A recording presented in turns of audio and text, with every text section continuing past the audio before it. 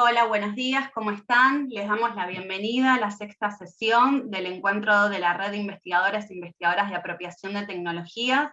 La sesión se titula Ciudadanía Digital, Movimientos Sociales y Apropiación de Tecnologías. Vamos a tener la exposición y participación de 4 trabajos. La idea es que los expositores y expositoras puedan conversar entre ellos en torno a los trabajos presentados. Para iniciar, de todas maneras, vamos a hacer una breve presentación, así quienes nos están mirando desde YouTube pueden entender un poquito mejor de qué se tratan los trabajos y de qué se trata la sesión. En principio vamos a tener el trabajo de Elder Vinimelis Espinosa. Él es de Chile, de la Universidad Católica de Temuco. Va a dar la ponencia, que presentó en la sesión, se titula Participación Ciudadana Digital en Chile, una evaluación en el contexto de pandemia, y le voy a dar la palabra si se presenta brevemente y comenta breve de qué se trata su trabajo. Hola, buenos días. Gracias por aceptar la ponencia. Bueno, como decía Anaí, yo vengo soy de Temuco, de la Universidad Católica de Temuco, al sur de Chile. Además participo de la red Ciencia, Tecnología y Sociedad acá en Chile. Bueno, el trabajo que presenté es un trabajo que está todavía en curso, es una investigación que está en un proceso. Alcancé a incluir algunos aspectos del trabajo que habíamos hecho en la primera etapa, de ahí voy a comentar algunos elementos de la segunda, ¿no? La intención nuestra era hacer una evaluación de las políticas de participación ciudadana que se están implementando en Chile en el contexto de la pandemia, ¿no? Ese era el objetivo inicial, ¿no? En Chile, desde hace varios años, hay una ley de participación ciudadana. Esa ley obliga a todos los organismos públicos a tener un reglamento de participación ciudadana y a establecer mecanismos específicos de participación. Cada organismo está obligado por ley en una sección de la página web, por ejemplo, el Ministerio de Educación, ¿no? Está obligado a tener una sección de la página web de transparencia donde aparezca el reglamento y donde aparezcan los mecanismos que están implementando, ¿no? Entonces, en este primer momento, lo que nosotros hicimos fue evaluar si la información estaba disponible o no estaba disponible, ¿no? Pensando siempre en el ejercicio de qué es lo que haría un ciudadano común y corriente que tiene conocimientos básicos de Internet, ¿no? Puede acceder, qué tan fácil es para ellos que puedan acceder a estos contenidos o no. Previamente, en otros trabajos anteriores, habíamos hecho un ejercicio muy similar con personas en situación de discapacidad visual, ¿no? Para saber si estas personas podían también acceder a contenido en páginas de Internet, ¿no? Entonces ocupamos esta misma modalidad que consiste en establecer una serie de preguntas. Esas preguntas están basadas, obviamente, en los requisitos que la misma ley establece, ¿no? La disponibilidad de la información, el acceso a la información, etcétera, ¿no? El ejercicio consistió en la evaluación de los siguientes ministerios: el Ministerio de Ciencia, Tecnología e Innovación, el Ministerio de Desarrollo Social y Familias, el Ministerio de Educación, el Ministerio de Justicia y Derechos Humanos, el Ministerio de la Mujer y Equidad de Género y el Ministerio de Salud, ¿no? En realidad, para resumir muy generalmente, lo que nos encontramos y que lamentablemente nos fue una sorpresa es que los niveles de implementación de estas políticas en Chile son bajísimos. En todos los ministerios había un muy bajo cumplimiento de la mayor parte de esto. En ejemplos muy generales, ¿no? En que, por ejemplo, el reglamento que tenía que estar por ley en la página no estaba, o lo que había era una modificación del reglamento. Por lo tanto, un ciudadano que quisiera informarse sobre los mecanismos de participación de algún organismo público no podía, ¿no? Supongamos, por ejemplo, que un mecanismo de participación era la consulta ciudadana, ¿no? Debería haber aparecido información en la página web sobre las consultas ciudadanas. Esa información no estaba, o estaba parcial, o había que hacer demasiados clics para llegar finalmente al lugar, ¿no? Eh, bueno, entonces en esta primera parte en la primera parte, la que alcancé a publicar en el texto que les compartí, hicimos esta evaluación a partir de la información disponible. Eso es lo que se conoce como transparencia activa, ¿no? Cuando el organismo público sube información y esa información está disponible para la ciudadanía. Y la segunda parte, y eso lo quiero comentar brevemente, ¿no? Es lo que se conoce como transparencia pasiva, y es que a partir de la información que no estaba disponible, la solicitamos a través de una consulta, a través de una plataforma digital que está disponible en todo Chile. Para hacer consultas de transparencia, pedimos esta información a los organismos públicos, tienen un plazo de 15 días para responder. Nuevamente nos encontramos con la sorpresa de que nos decían que las preguntas no se entendían, ¿no? Había ministerios que respondieron las preguntas, o sea que las preguntas sí se entendían, pero hay otros ministerios que constantemente nos respondían, no entendemos las preguntas, no entendemos las preguntas, no entendemos las preguntas, y al final, bueno, la única opción que nos hubiera quedado hubiera sido ir a la Contraloría General de la República a reclamar, ¿no? En definitiva,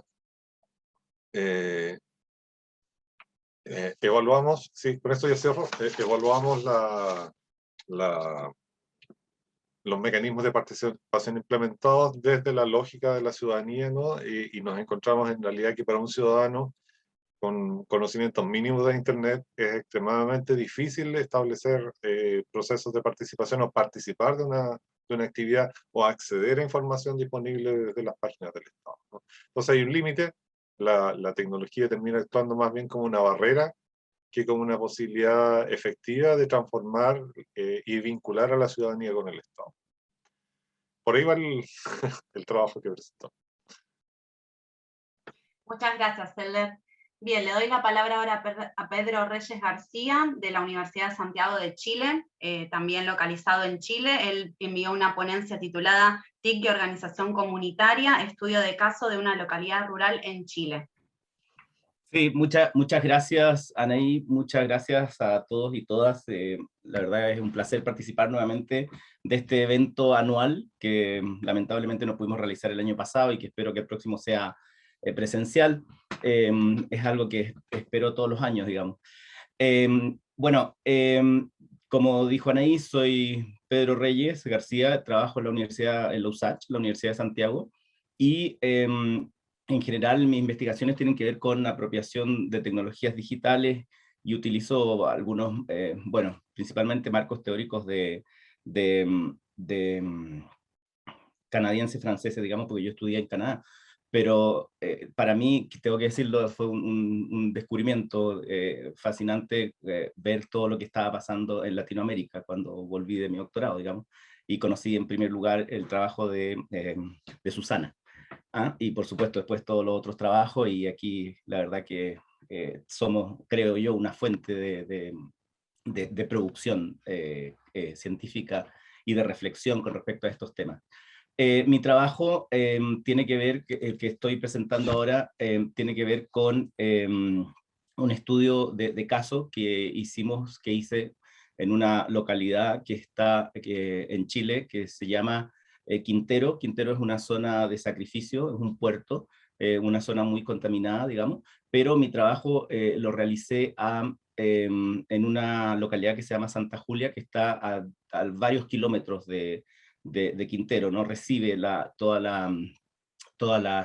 tiene los mismos problemas, digamos, que la ciudad misma, ¿no? Y la idea era ver cómo esta comunidad, qué organizaciones existían al interior de esta comunidad y qué rol jugaban las TIC al interior de la comunidad. O sea, y lo que encontramos principalmente fue el uso de WhatsApp, digamos. Entonces, de qué manera vimos cuáles eran el nivel de apropiación de la tecnología, no nivel, porque la apropiación, según podemos discutir, no tiene niveles, digamos, pero bueno, cuál era el uso de apropiación, interpretación del uso de la tecnología, y de qué manera colaboraba efectivamente en la organización comunitaria, y principalmente en un último evento que había habido, que era una intervención del PNUD, con respecto a trabajos sobre medio ambiente en el lugar, sobre cuidado del medio ambiente y sobre producción también de producción local, agrícola, pero a una escala muy pequeña, ¿no? Entonces, claro, vimos por supuesto todo el rol que tenían las tecnologías digitales y en particular WhatsApp, y también vimos los aspectos que podían ser negativos o que jugaban en contra de los aspectos comunitarios al interior de esta misma localidad, que como era el abuso o de mensaje, por ejemplo, algo tan simple, pero que intervenía de manera negativa en la difusión de los mensajes. Y también, por supuesto, estaba el tema de la brecha digital, digamos, no de acceso, sino que de uso a tecnologías, en que la gente no podía, habían grupos de personas que no usaban simplemente teléfono celular, sobre todo las personas mayores.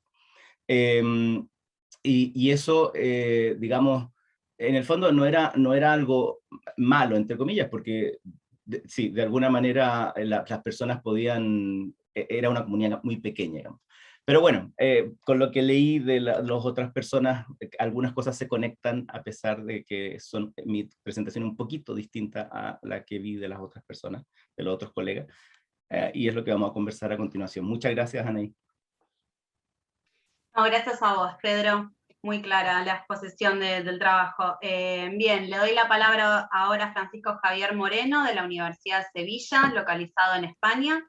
La ponencia que envió para trabajar en la sesión se titula Formas de apropiación tecnológica en los nuevos movimientos sociales, el 15M como punto de inflexión tecnopolítica.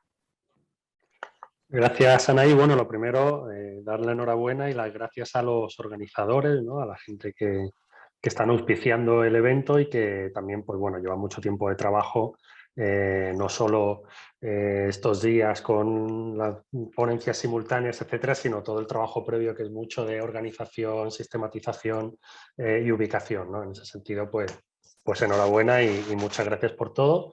Y después también la enhorabuena a las contribuciones que forman parte del panel, porque han sido de estas de las que uno toma nota, ¿no? Es decir, que pilla ideas o se va a la bibliografía a buscar la referencia, porque al menos a mí me han resultado muy fructíferas.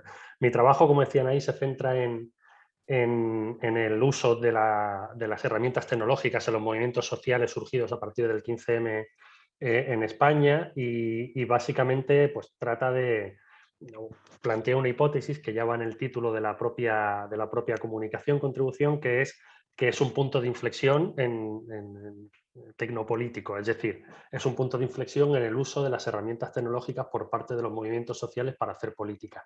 No porque no hubiera antes usos que ya se podían considerar tecnopolíticos y que eran además muy intensivos en el activismo digital, pero sí como que no solo se alumbran nuevos espacios y organizaciones sociales y políticas. De hecho, en nuestro país el 15M como movimiento pues supuso una quiebra de los sistemas tradicionales de representación política, pero también de sistemas tradicionales de sentido común cultural, y eso implicó también pues formas originales de organización de la tecnología en el término político, ¿no? Y a partir de ahí planteamos una serie de objetivos de investigación. Básicamente nos hemos basado en una metodología cualitativa de entrevistas, grupos de discusión, observación participante, y todo dentro de un marco de un proyecto de investigación que incluía grupos de investigación en Chile, grupo de investigación en México, en Brasil y en España y en Portugal, intentando pues de la propia Lleida Sondarrasca de Portugal,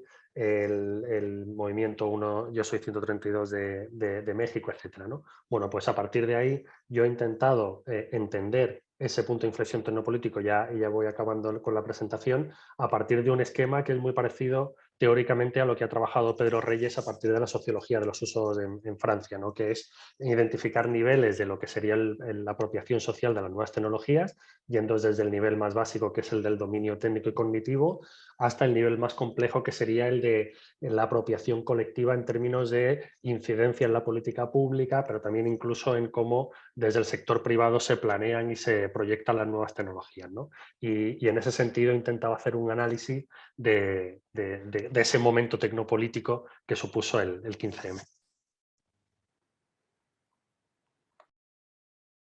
Excelente, Javier, muchas gracias.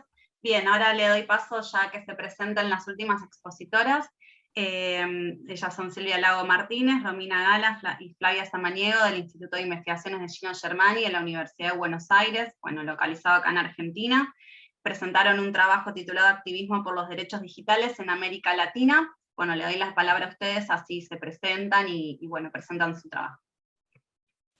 Bueno, buenos días a todos y todas. Muchas gracias por estar aquí como parte de la organización del evento. Agradezco las palabras de Javier, los comentarios de Pedro. Digo, efectivamente esperamos que el próximo evento sea presencial, porque la verdad da mucho más trabajo organizar un evento a distancia que presencial, se los puedo asegurar. Aparte porque muchas variables para que todo funcione bien no dependen de uno, ¿no? Entonces, bueno, pero aquí estamos, todos muy bien conectados, con buen sonido, así que maravilloso. Bueno, este es un trabajo colectivo, de manera que voy a ser yo muy breve para que tanto Romy como Flavia puedan también intervenir. En realidad nosotros tenemos mucha trayectoria en el estudio de movimientos sociales, en el equipo de investigación del instituto en general, no nosotras tres en particular, de manera que focalizamos el trabajo que estamos presentando en el periodo específicamente de pandemia, no porque el fenómeno del activismo por los derechos digitales sea un fenómeno que surge con la pandemia, por supuesto que no, pero adquirió mayor relevancia las acciones que se pusieron en marcha en ese periodo de este año y medio que estamos transcurriendo, aún más. De manera que es un trabajo fundamentalmente exploratorio, descriptivo, digamos, no arribamos a grandes conclusiones porque creo que esto está todavía para trabajar, y habían cuestiones que nos interesaban en particular, que queríamos destacar en el trabajo. Por un lado, que se trata de un activismo cuya misión es efectivamente la ampliación de derechos digitales, digo, y el foco está puesto en Internet, digo, porque nuestros trabajos, y coincido con Javier, que nos conocemos mucho la producción, ha tenido que ver siempre como la apropiación tecnopolítica de los movimientos sociales. Acá, digo, estos movimientos, estos grupos ya se encuentran en un nivel de apropiación, perdón, como dijo Pedro, si podemos hablar de niveles, o digo, realmente producen acciones basadas en comunidades de prácticas y en mucha experticia, y una gran difusión a través de las redes. Entonces, si bien el concepto activismo por los derechos digitales no es homogéneo, que es lo que presentamos en el trabajo, los distintos tipos y qué es lo que busca cada uno de los grupos u organizaciones en este activismo, bueno, todos ellos se ven cruzados por esta cuestión de la ampliación de derechos en el ámbito digital. De manera que le dejo la palabra a Romy y a Fla si quieren agregar algo, después seguramente va a surgir más un intercambio sobre el tema. Bueno, hola a todos y a todas. Bueno, como decía Sil, bueno, nuestro trabajo sí justamente fue exploratorio, lo realizamos durante la pandemia para poder elaborar esta cartografía y conocer acerca de los diferentes ejes en los cuales las organizaciones que actuaron en red bregaron por los derechos digitales, y de esa manera movilizan bueno, bregan por el desarrollo de sociedades más democráticas, equitativas e inclusivas en América Latina, y también al mismo tiempo, ¿no?, denuncian justamente las deudas que los estados de la región, bueno, mantienen con la inclusión digital y con la protección de estos derechos humanos en el ciberespacio. Y bueno, le paso a Flavi, porque si no nos vamos a pasar en estos 2 minutos. Hola, ¿qué tal? Buenos días a todos y todas. Sí, lo dijeron muy bien Silvia y Romy, solamente agregar que, bueno, que también lo que vemos es que a partir del reclamo y los movimientos por los derechos digitales en Internet, también en un momento de pandemia, es lo que se observó, hubieron vinculaciones con otros derechos, como los de la educación, derechos bueno, al agua, o derechos de las mujeres, derecho a una comunicación certera, o sea, o en contra de la infodemia. Entonces, hay una vinculación entre los movimientos por derechos digitales y a la vez otros derechos que creemos conforman también y fortalecen lo que estamos trabajando en este panel, que es la ciudadanía digital.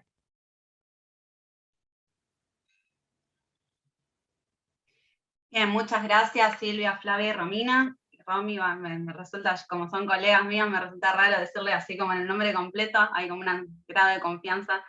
Bien, bueno, terminada esta primera parte, de la sesión de presentación de cada una y cada uno de los expositores. Ahora sí vamos a abrir lo que es la parte de conversación, de debate, para que cada uno y cada una pueda comentar las opiniones, reflexiones, bueno, y comentarios generales de cada uno de los trabajos que se fueron compartiendo, ¿sí? La idea es que podamos generar dentro de lo que se pueda, ¿no? Que cada uno está conectado desde un espacio físico distinto, pero la idea es que podamos generar una conversación y un intercambio rico que sirva para poder enriquecer los trabajos, y en ese sentido retomo algunas de las preguntas, ¿no? Disparadoras, no hace falta que las respondan exactamente, pero como para pensar y para reflexionar en torno a estas preguntas que habíamos enviado como para laburar, para trabajar en la sesión, que tienen que ver con qué aspectos les interesa destacar de cada uno de los trabajos de sus colegas, cuáles son las principales contribuciones, ¿no? De estas ponencias realizadas al estudio de la problemática que contempla la sesión, es decir, de la ciudadanía digital, movimientos y apropiación de tecnologías, y qué interrogantes o líneas de investigación se consideran que se pueden plantear o se pueden abrir para retomar en futuras investigaciones. Bien, vamos a retomar la ronda, entonces le paso la palabra de nuevo a Elder. Recordamos que cada uno y cada una tienen 15 minutos, ¿sí? Para brindar sus comentarios. Yo de todas maneras les voy a dar un aviso cuando ya queden unos 5 minutitos para que vayan redondeando. Bien, Elder, todo tuyo.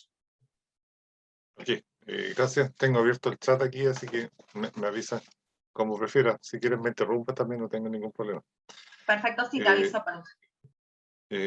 Bueno, quería primero hacer unos comentarios teóricos generales que yo creo que cruzan algunas de las conversaciones a las que invitan estos textos, y luego alguna reflexión específica de cada uno, ¿no? Primero, me parece que es sumamente relevante en todos los casos tomar en cuenta las condiciones contextuales de la experiencia de uso de las tecnologías orientadas al activismo, ¿no? En general, creo yo que la preocupación común es que tiene que ver con la promoción de los derechos de las personas en los contextos digitales, ¿no?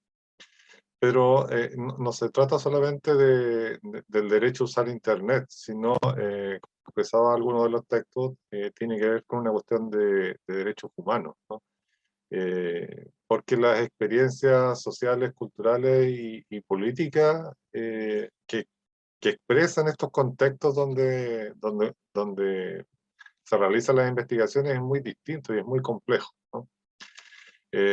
Pero hay elementos que yo diría que son comunes y preocupaciones que yo creo que a lo mejor sería relevante destacar más. Primero, y especialmente en este contexto de la pandemia, que es algo de lo que yo quería destacar, es el rol del Estado y la tecnología, ¿no? Un asunto que es clave es que la mayor parte de las tecnologías que utilizamos se origina en el mercado, ¿no? Tiene una lógica capitalista, tiene una lógica orientada al consumo individual y a la promoción del consumo y a la promoción también de la cultura individualista, ¿no? Que es algo que está ahí, que afecta incluso a los movimientos sociales y la forma en que usan, ¿no? Pero este último tiempo ha habido también creo yo, una creciente preocupación sobre la forma en que los estados, los gobiernos de todas partes del mundo están empezando a utilizar también estas tecnologías con sus propias lógicas e intereses, ¿no?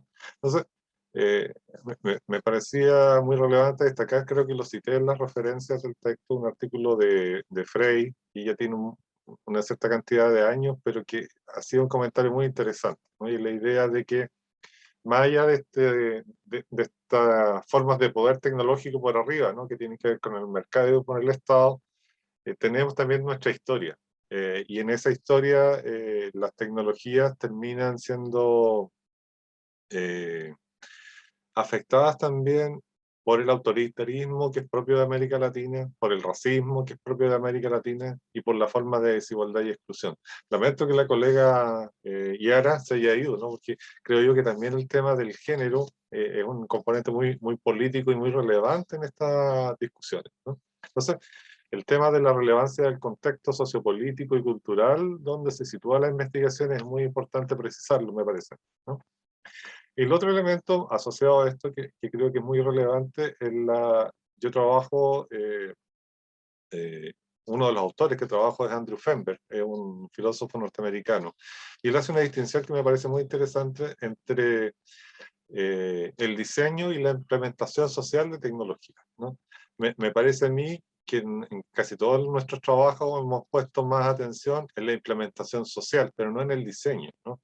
Y hay una parte significativa del poder asociado a la tecnología que tiene que ver con el diseño, y que es muy importante pensarlo, ¿no? Como decía recién, la mayor parte de las tecnologías que utilizamos se originan en el mercado, ¿no? Entonces, en el fondo, el diseño de una tecnología que se ocupa, por ejemplo, para el activismo, tiene su origen en el mercado y está pensada desde el mercado, ¿no? Y eso, al final, me da la impresión a mí que puede tener un efecto a largo plazo sobre las propias lógicas del activismo, ¿no? Porque va fomentando, me parece a mí, que todo este tipo de aplicaciones, incluyendo WhatsApp, por ejemplo, muchas de las redes sociales que utilizamos, no está orientada para pensar colectivamente, sino que está orientada para destacar el perfil del individuo, ¿no? Y en ese sentido es la idea de ponerle me gusta a todas las cosas, ¿no es cierto? Y que resulta mucho más importante que el activismo.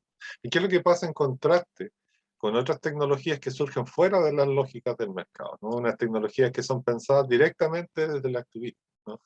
Me da la impresión a mí también, eso es lo que he visto en la experiencia, en trabajo que he compartido con otros colegas acá en Chile, de que los procesos de adopción de estas otras tecnologías alternativas es mucho más complejo y más difícil, ¿no?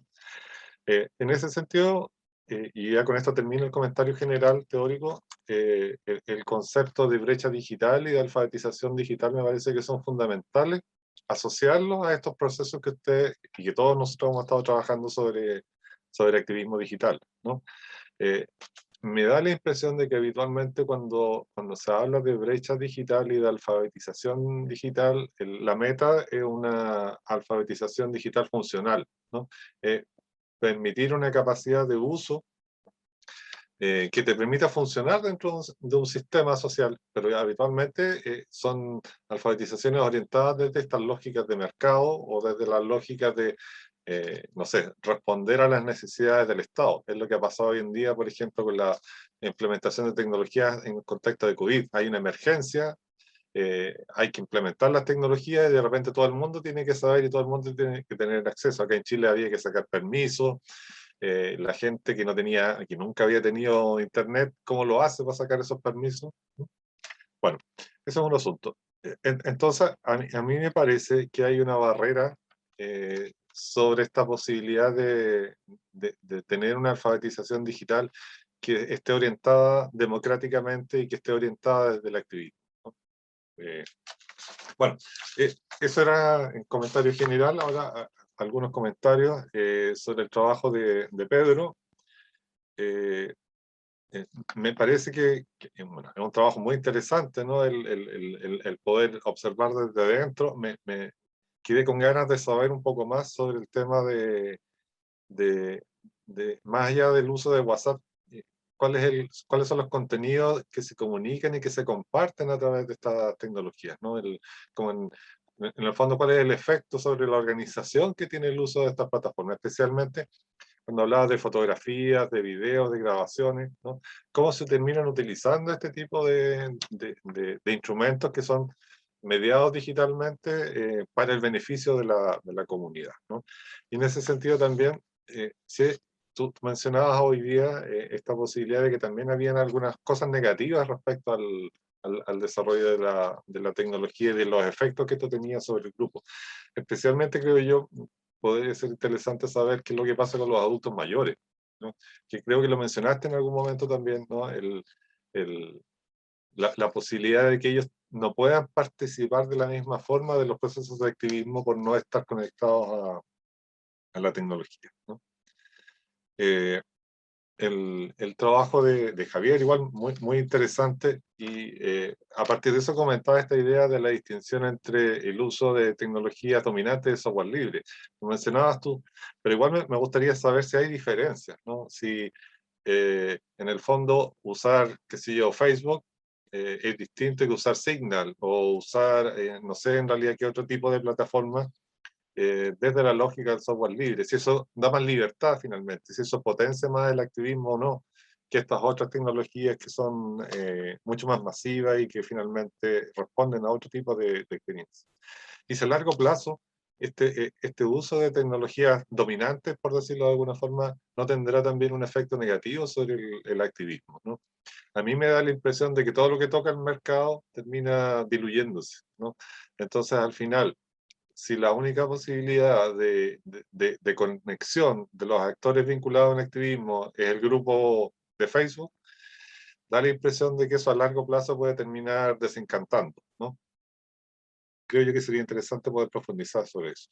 Y lo otro que igual me interesaría saber, algo de lo que le comentaba recién a Pedro, es esta posibilidad de poder profundizar en las consecuencias negativas, los efectos negativos del uso de tecnología, ¿no? Y la idea de masividad, creo yo que eso igual me parece que es súper interesante. ¿Qué tan es un grupo de élite el que tiene esta capacidad de conectarse y moverse a través del activismo digital, o es realmente una experiencia masiva que llega a toda la sociedad, ¿no? Me da la impresión que habitualmente lo que termina pasando es que el activismo funciona porque hay ciertos actores que tienen muchas más capacidades de apropiación tecnológica, ¿no? Frente a una masa que se conecta porque recibe la información, el conocimiento que se transmite, pero que no llega a todas partes, ¿no? Y respecto al activismo en América Latina, el trabajo de Silvia, Flavia y Anaí, obviamente me parece muy interesante. También ahí me preguntaba por el tema de la masividad. ¿Qué tanta masividad hay acá, ¿no? ¿Es un trabajo de élite o es un trabajo que realmente llega a todas partes?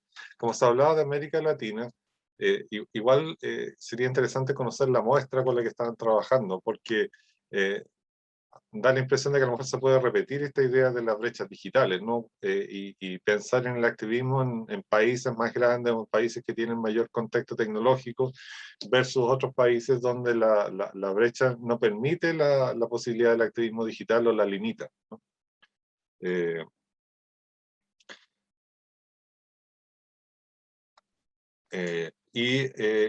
Lo otro que me parecía relevante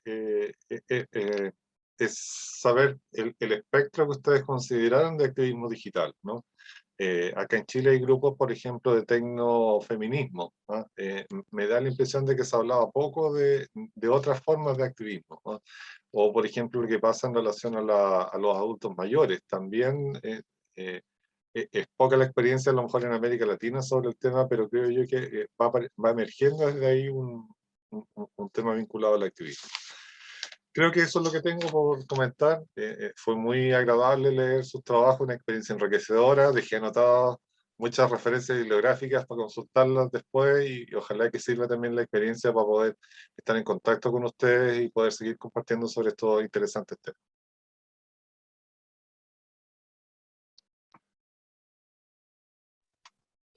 Excelente, Elder, muchas gracias. Además, has dejado unos minutos libres, por lo cual eso también dinamiza la sesión. Por lo tanto, le voy a dar la palabra a Pedro para que continúe con sus comentarios. Todo tuyo, te aviso cuando te quedan 5 minutos, Pedro. Gracias, Anaí. Sí, voy a ocupar los de Helder. No. Digo que, claro, no estoy seguro si pensaba que en realidad a lo mejor no era mucho 15 minutos, pero no sé, bueno, vamos a ver. Me resulta súper interesante escuchar a Helder y voy a contestar un par de pequeñas cosas antes de hablar de manera general, ¿no? Con respecto al diseño, que no tenemos una discusión con respecto al diseño de las tecnologías, es un tema, siempre se me olvida cómo se pronuncia, Fremberg, ¿sí?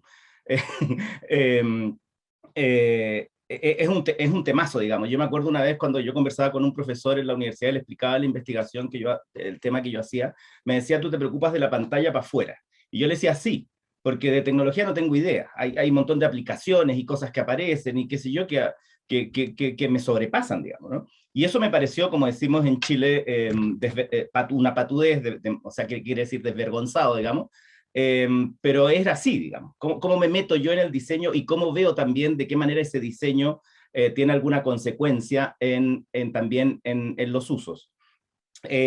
Ahí, Helder, está nuestra amiga Susana Morales, trabaja ese tema, ¿no? Y ha reflexionado bastante al respecto de diseñadores. ¿Ah?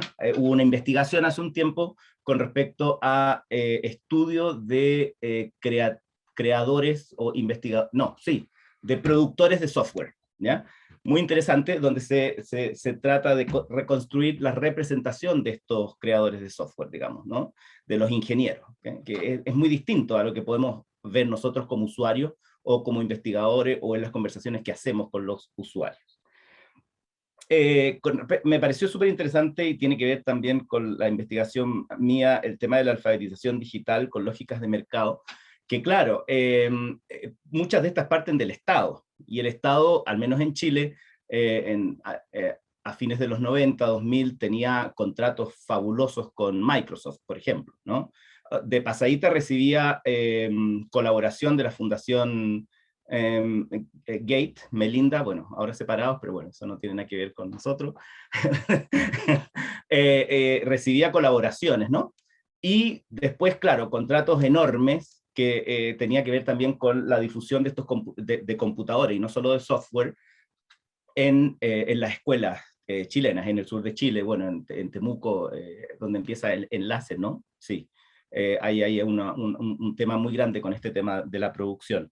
Y claro, y la alfabetización digital era para usar eso, que después nosotros los compramos. Hay un investigador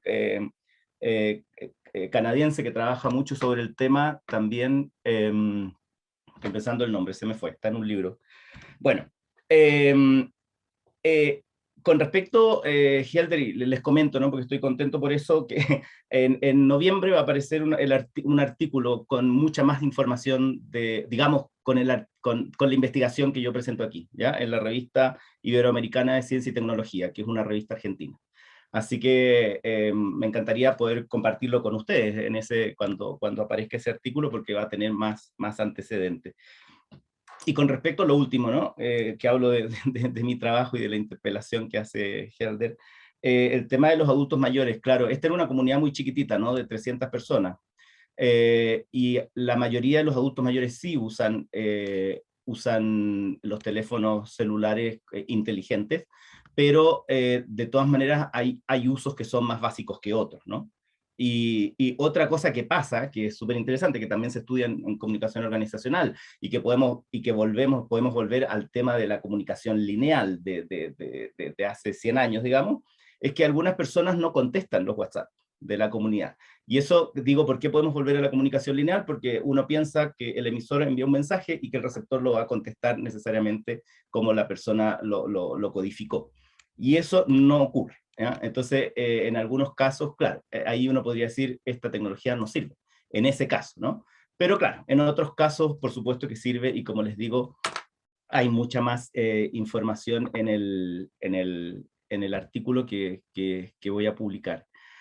Me veo, ¿cierto? Sí. Sí, lo que pasa es que no quiero compartir pantalla porque no es para tanto, pero tenía algunas ideas yo escritas con respecto a los trabajos que revisé, que por supuesto me parecen muy interesantes. Y con respecto al primer trabajo que leí, digamos, Silvia, Romina y Flavia, del activismo digital, me hizo una pregunta que parte desde mi desconocimiento y que me gustaría si ellas y Helder, también de acuerdo a lo que vi, podían ayudar al respecto, ¿no? Que con respecto al activismo digital, no al activismo político digital, sino que por los derechos digitales, me da la impresión que no es algo que esté a la vanguardia en Chile. No es algo que aparezca de manera muy frecuente. No sé qué vieron ustedes.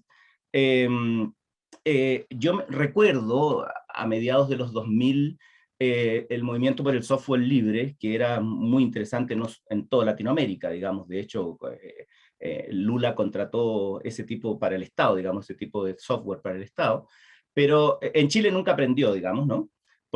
Tal vez por lo que dije al principio, pero no veo yo ese activismo digital en el sentido de derechos digitales en Chile. Hay muchos estudios, sí, lo digo de manera muy específica, por ejemplo, de tesis de licenciatura y de magíster, en que se habla del manejo de datos, por ejemplo. Yo mismo he guiado tesis así en la escuela de periodismo donde yo trabajo, y es como una preocupación creciente que está en el medio, ¿no? Pero no necesariamente un tema de activismos por los derechos digitales.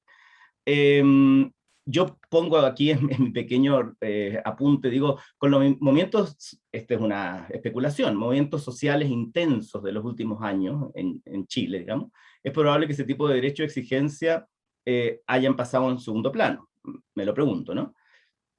Pero, y esto está más que claro, digamos, las redes han sido presa, en el sentido positivo, digamos, de activismo político desde hace muchos años, digamos, desde probablemente desde los 90, perdón, desde el gran movimiento social que apareció extrañamente, eso es sarcástico, en el primer gobierno de Piñera, ¿no? El primer gobierno de derecha después del año 90.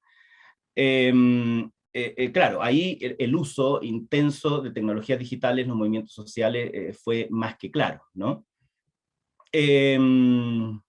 Y otra cosa que es bien interesante, y también me parece que lo hablaba Helder, dice, yo propongo que es interesante ver cómo este activismo digital se emparenta con el concepto o la necesidad de solucionar, digamos, la brecha digital, que es algo de lo que hablamos desde fines de los 90, y que hablamos principalmente en los países en vías de desarrollo. Yo les hablaba a mis estudiantes el año pasado, con el tema pandemia, que había leído en el diario El País de España los problemas que habían tenido en las zonas rurales de Alemania para continuar con las clases online de niños, digamos, ¿eh? Y yo les decía, bueno, si eso pasa en Alemania, ¿qué queda para Chile, no? Y una victimización, digamos, prejuiciosa. Y también les contaba cómo en Bolivia, el año académico que va de marzo a diciembre, había terminado en septiembre, porque era imposible seguir, digamos, ¿ya? Entonces, claro, volvemos a lo mismo de fines de los años 90. Claro, lo que se vio evidenciado en la pandemia dada la exigencia de virtualizar la mayoría de las actividades sociales, humanas, donde dicha brecha digital o acceso a las tecnologías fue imposible debido a la necesidad de uso de muchas plataformas al mismo tiempo en un mismo hogar. O sea que, ¿de qué manera estamos volviendo a problemáticas de cuando se empieza a difundir y a masificar Internet, digamos, ¿no? Retrocedemos 30 años en nuestra preocupación, 20, 25 años. Bueno, aquí tenía la notita de cuál podría ser la opinión de Helder al respecto. Y con respecto al trabajo de Javier, que tengo unas comillas aquí que copié, digamos, un pequeño texto, cuando habla del punto de inflexión tecnopolítico, dice, comillas, permiso Javier, voy a leer, dice, no es solo reconocer un uso de las herramientas tecnológicas por parte de sus miembros, sino destacar el carácter cualitativamente diferente y original de la inserción de ese uso intensivo de las nuevas tecnologías en las formas de organización y expresión de sus acciones políticas. Yo cuando leí eso, y no había llegado al marco teórico, yo dije, bueno, esto es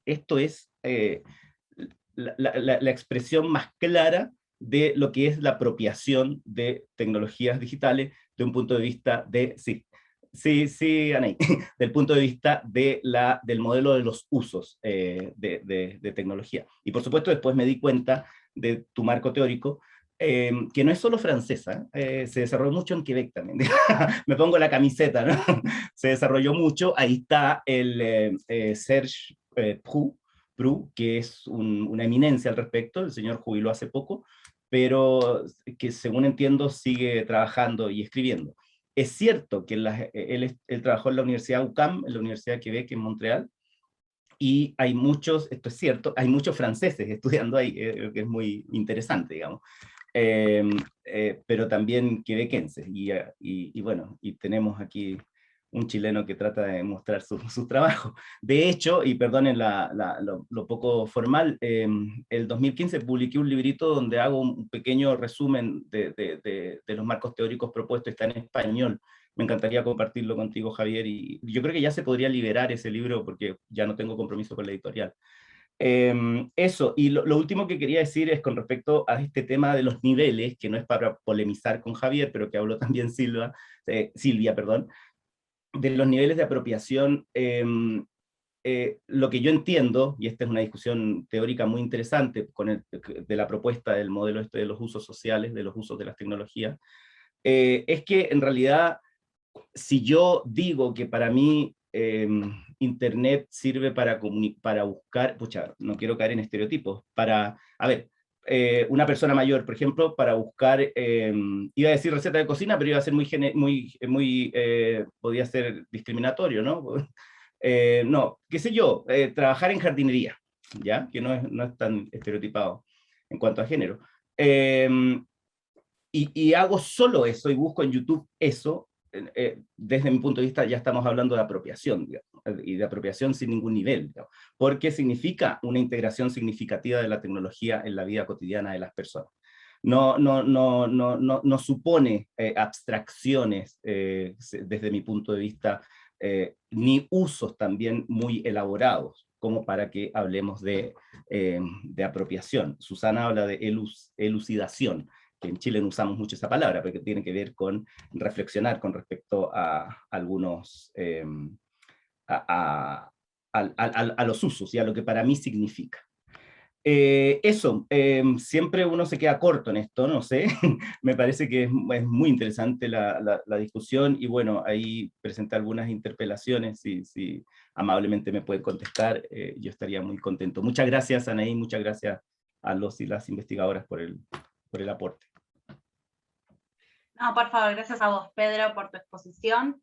Bien, le voy a pasar la palabra entonces a Francisco, bueno, yo le digo Francisco, a Javier Morena, así brinda sus comentarios. Después hacemos, en todo caso, al final que terminen las exposiciones, la ronda para responder las preguntas, bueno, y la parte más participativa vamos a retomar si hay preguntas en el chat de YouTube, así que quienes nos están mirando, aprovechen también a dejar ahí sus preguntas, opiniones, reflexiones en torno a lo que estamos charlando. Bien, Javier, tu tiempo. Gracias, Anaí. Bueno, yo precisamente empecé la lectura al revés de lo que hemos hecho. Es decir, yo empecé por el texto de Silvia, Flavia y Romina, después seguí con el de Elder y terminé con el de Pedro. Y más o menos, aunque hay cuestiones que a medida que iba completando las lecturas se iban entrelazando, pues también hay cuestiones que son paralelas y que merecen comentario específico, ¿no? Yo ahí sí que la primera reflexión sería que lo interesante de abordar diferentes contextos, diferentes problemáticas, pero a partir de ahí poder extraer conclusiones que son comunes y transversales. Y además a mí hay una cosa que me ha gustado especialmente, que es que 2 de los 3 estudios abordaran una cosa bueno, que no solo es importante en nuestra vida cotidiana ahora, que es la pandemia, sino que precisamente yo creo que la pandemia ha acelerado intuiciones que ya teníamos acerca de problemáticas comunes como la apropiación, pero también la brecha, cómo las cuestiones pues, tecnológicas no son independientes de colapsos sociales, políticos, económicos, y cómo eso pues, al final se ha ido entrelazando, ¿no? Y me parecía un diálogo muy, muy interesante. Yo he intentado seguir las 3 sugerencias, ¿no? Las 3 preguntas, pero de alguna manera al final se me entrecruzaban, se me pisaban, así que disculparme si de pronto estoy comentando algo y ya lanzo una propuesta o una pregunta con respecto a otros de los ámbitos, ¿no?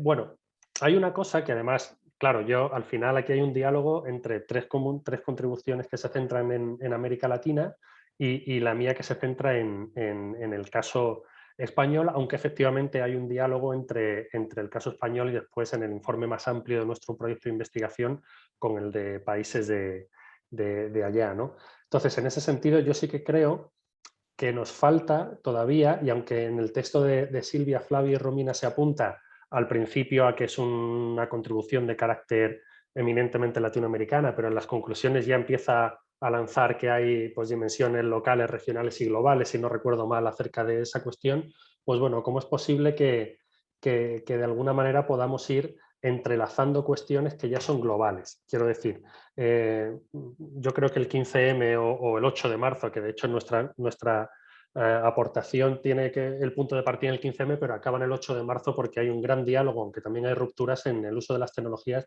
entre ambos movimientos. Pero ¿cuánto no hay ahí en esos movimientos de diálogo con los mismos movimientos que Silvia, Flavia y Romina están estudiando, ¿no? O cuánto no hay en todos nuestros procesos de investigación sobre la tecnología de aquello que fue los movimientos de resistencia global, la cumbre de Sibiu, Indymedia y experiencias similares que alumbran en buena medida unas gramáticas determinadas, unas formas determinadas de entender una apropiación tecnopolítica todavía muy rudimentaria, pero que finalmente fue lo que prefiguró y lo que alumbró, ¿no? Entonces, en ese sentido, sí me parece interesante esa articulación global de las problemáticas comunes.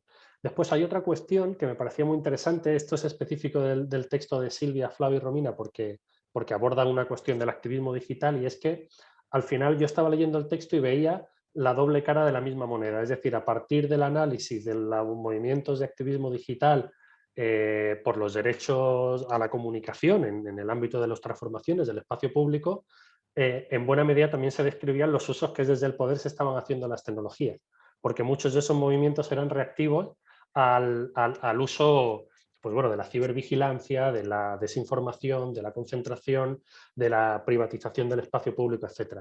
Y cómo, en el fondo, también adivinamos que es un espacio muy asimétrico, donde precisamente el poder, o por ejemplo, leyendo el texto de los compañeros chilenos y específicamente, por ejemplo, con el tema de WhatsApp, cómo al final tecnologías que empezaron o que parecían que podían ser interesantes para el uso activista desde la izquierda han terminado siendo un canal de información y de difusión de contenidos de desinformación, afines a la extrema derecha, etcétera, ¿no? No sé el caso de los países concretos donde vosotros trabajáis, pero en España en las campañas políticas ya no es Facebook, ya no es Twitter, es WhatsApp, el que al final termina canalizando en buena medida las campañas de movilización de las polarizaciones en ese sentido, ¿no?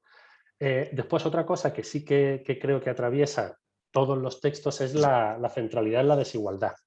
Y al final estamos hablando de una desigualdad que se ha agudizado mucho más con la crisis de la COVID, pero que de hecho inspira en buena medida, y yo sí que veo ahí un hilo conductor, la postura epistemológica y crítica de todas nuestras contribuciones, ¿no? Es una preocupación por la desigualdad y a la hora de abordar los usos de las tecnologías o la apropiación de la tecnología, siempre con una intención crítica de señalar que es necesaria una democratización como condición necesaria para la inclusión digital. Es decir, ahí al final no, frente a visiones más instrumentales, y ahí el texto de Elder, cuando plantea esos usos institucionales de las nuevas tecnologías y la visión instrumental de la participación, pues no deja de ser también una reivindicación de una democratización de la cuestión tecnológica, pero como una condición que ya es fundamental para entender la propuesta de equidad en la sociedad, ¿no? Es decir, la igualdad y la libertad social ya pasan hoy en día por la democratización de una mediación tecnológica que está cada vez más presente en el espacio público. Yo sí que creo que por ejemplo, pues esa visión encantada que había acompañado hasta entonces el desarrollo tecnológico en torno a las relaciones educativas o a las relaciones laborales, pongamos por ejemplo lo de las universidades a distancias, online, etcétera, con la pandemia lo que se ha demostrado es que esa instrumentalidad pues era una ensoñación, o como se decía ayer en la mesa de inauguración, ¿no? Una especie de proyección del solucionismo tecnológico.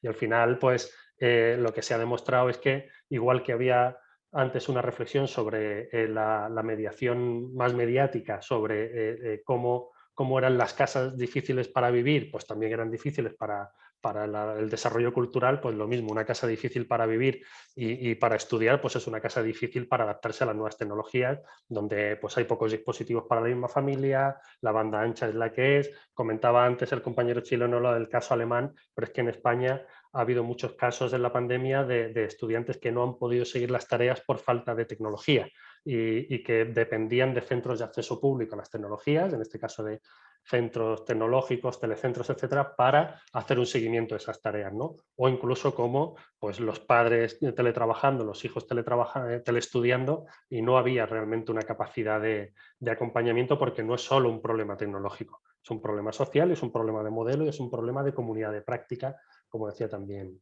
Silvia. Después otra cuestión, que además ahí sí que hay un diálogo con el caso chileno, es el del extractivismo de datos o el colonialismo de datos, ¿no? Que efectivamente yo coincido con las intervenciones anteriores, se ha vuelto central en la propuesta de desarrollo de los derechos de la ciudadanía digital, ¿no? Hay una lógica de la privatización del valor creado, no solo me pareció muy interesante la referencia a los sistemas nacionales de ciencia y tecnología, pero también hay una lógica de la privatización del valor creado por las prácticas cotidianas de la ciudadanía. Me ha gustado mucho la referencia del concepto este de plusvalía de vida para referirse a la mercantilización de los datos, ¿no? Pero, por ejemplo, a mí lo leía, ese concepto de plusvalía de vida, y me remitía a cómo los electrodomésticos hoy en día también están enviando datos, desde la nevera hasta el robot de cocina, etcétera, y dices tú, bueno, y además, ¿dónde están esos datos, no? ¿Dónde está el servidor que maneja esos datos? Pues no está efectivamente en ninguno de los países donde están ubicados esos electrodomésticos, y eso es una fuente de creación de valor y efectivamente de privatización de la información de la vida cotidiana. Y en ese caso, también en el caso de Chile se aborda el problema de la limitación de las libertades individuales, de la concentración del poder a raíz de las restricciones impuestas con la pandemia, bueno, los problemas de transparencia, del uso de los datos, de la georreferencialidad, de la sociedad de la vigilancia. Efectivamente, ahí hay toda una línea de articulación de las propuestas que me parecía muy, muy interesante. Con respecto al caso concreto que comenta Elder en su artículo, leyendo el análisis de los portales, me recordaba el texto este de Subirats, de Dilemas de una relación inevitable, donde hace una especie de cuadro donde plantea que hay que diferenciar entre los usos de innovación política y los usos de innovación tecnológica, ¿no? Y planteaba que muchas veces en este tipo de iniciativas del gobierno electrónico hay un alto grado de sofisticación tecnológica, hay muchos ingenieros trabajando, hay muchos testeos, hay mucho dinero, pero en procesos políticamente muy pobres, procesos políticamente que no terminan de germinar en ningún tipo de proceso de transformación ni de apropiación, etc., ¿no? Entonces me parecía muy, muy interesante la referencia de cómo entender ese tipo de dinámicas del gobierno electrónico. Es como cuando con la participación ciudadana pues tú podías tener procesos pues, como los de Brasil, de Porto Alegre, etcétera, de decisión colectiva de qué hacer con el presupuesto, o había municipios que decían que la participación ciudadana y ponían un buzón de sugerencias, ¿no? Efectivamente son modelos de innovación política muy diferentes y todos se venden de una manera, pues bueno, encantado, similar, ¿no? Con respecto a una cuestión concreta con respecto al uso del término de alfabetización ciudadana crítico-reflexiva que utiliza Elder, si no estamos también ahí hablando del proceso o es otra forma de denominar el concepto de apropiación social de las nuevas tecnologías, ¿no? Que me resultaba que al final estamos hablando de lo mismo pero con diferentes conceptos. Después, en el caso concreto de la apropiación en localidades rurales en Chile, me pareció muy interesante además mi otra línea de investigación, que es precisamente en la que entré en diálogo con la escuela francófona, por decirlo de alguna manera así más inclusiva, de sociología de los usos. Yo trabajé en contextos rurales y me pareció muy interesante, pues bueno, ese uso que él planteaba y cómo esas dicotomías, yo no sé si se lo ha encontrado también, entre los usos en municipios rurales que no son mercantilizables porque no son rentables para las empresas de telecomunicaciones de desarrollar redes, pero cómo desde lo público, desde el Estado, se termina interviniendo para crear el mercado. No sé si el caso de Pedro es similar, es decir, el Estado interviene, desarrolla redes, mete la inversión necesaria para que después se pueda privatizar y una vez que hay un nicho de mercado concreto, ¿no? Y después muchas de las cuestiones que planteaba Pedro que a mí me remitían a la referencia de Michel Desserteau cuando habla de los usos no previstos y de los usos tácticos en el marco estratégico del desarrollo tecnológico, ¿no? Y ahí yo creo que lo que planteaba con las redes de WhatsApp, que es muy similar, por ejemplo, a lo que pasó en Colombia con el paro agrario y pues es una de las redes que tiene más impacto, ¿no? Bueno, por ir terminando, porque ya me han avisado que me quedaban 5 minutos, hace ya algún minuto, sí quería, más allá de remarcar, efectivamente, lo planteaba Elder en su intervención, que yo creo que tenemos un eje transversal de la sesión, que es la de los derechos y la ciudadanía digital, que de alguna manera pues se vincula a los procesos de organización comunitaria, a los procesos de reivindicación de transparencia y de participación o a los procesos de los movimientos sociales, sí que creo que hay algunas cuestiones que podrían ser interesantes ya como preguntas, como interrogantes directos a plantear, ¿no? En primer lugar, si no podríamos empezar también a pensar, creo que nos falta a veces una reflexión, aunque hay algunos movimientos que en el texto de Silvia, Romina y Flavia se apuntan, a pensar los que están trabajando directamente en el plano de la infraestructura.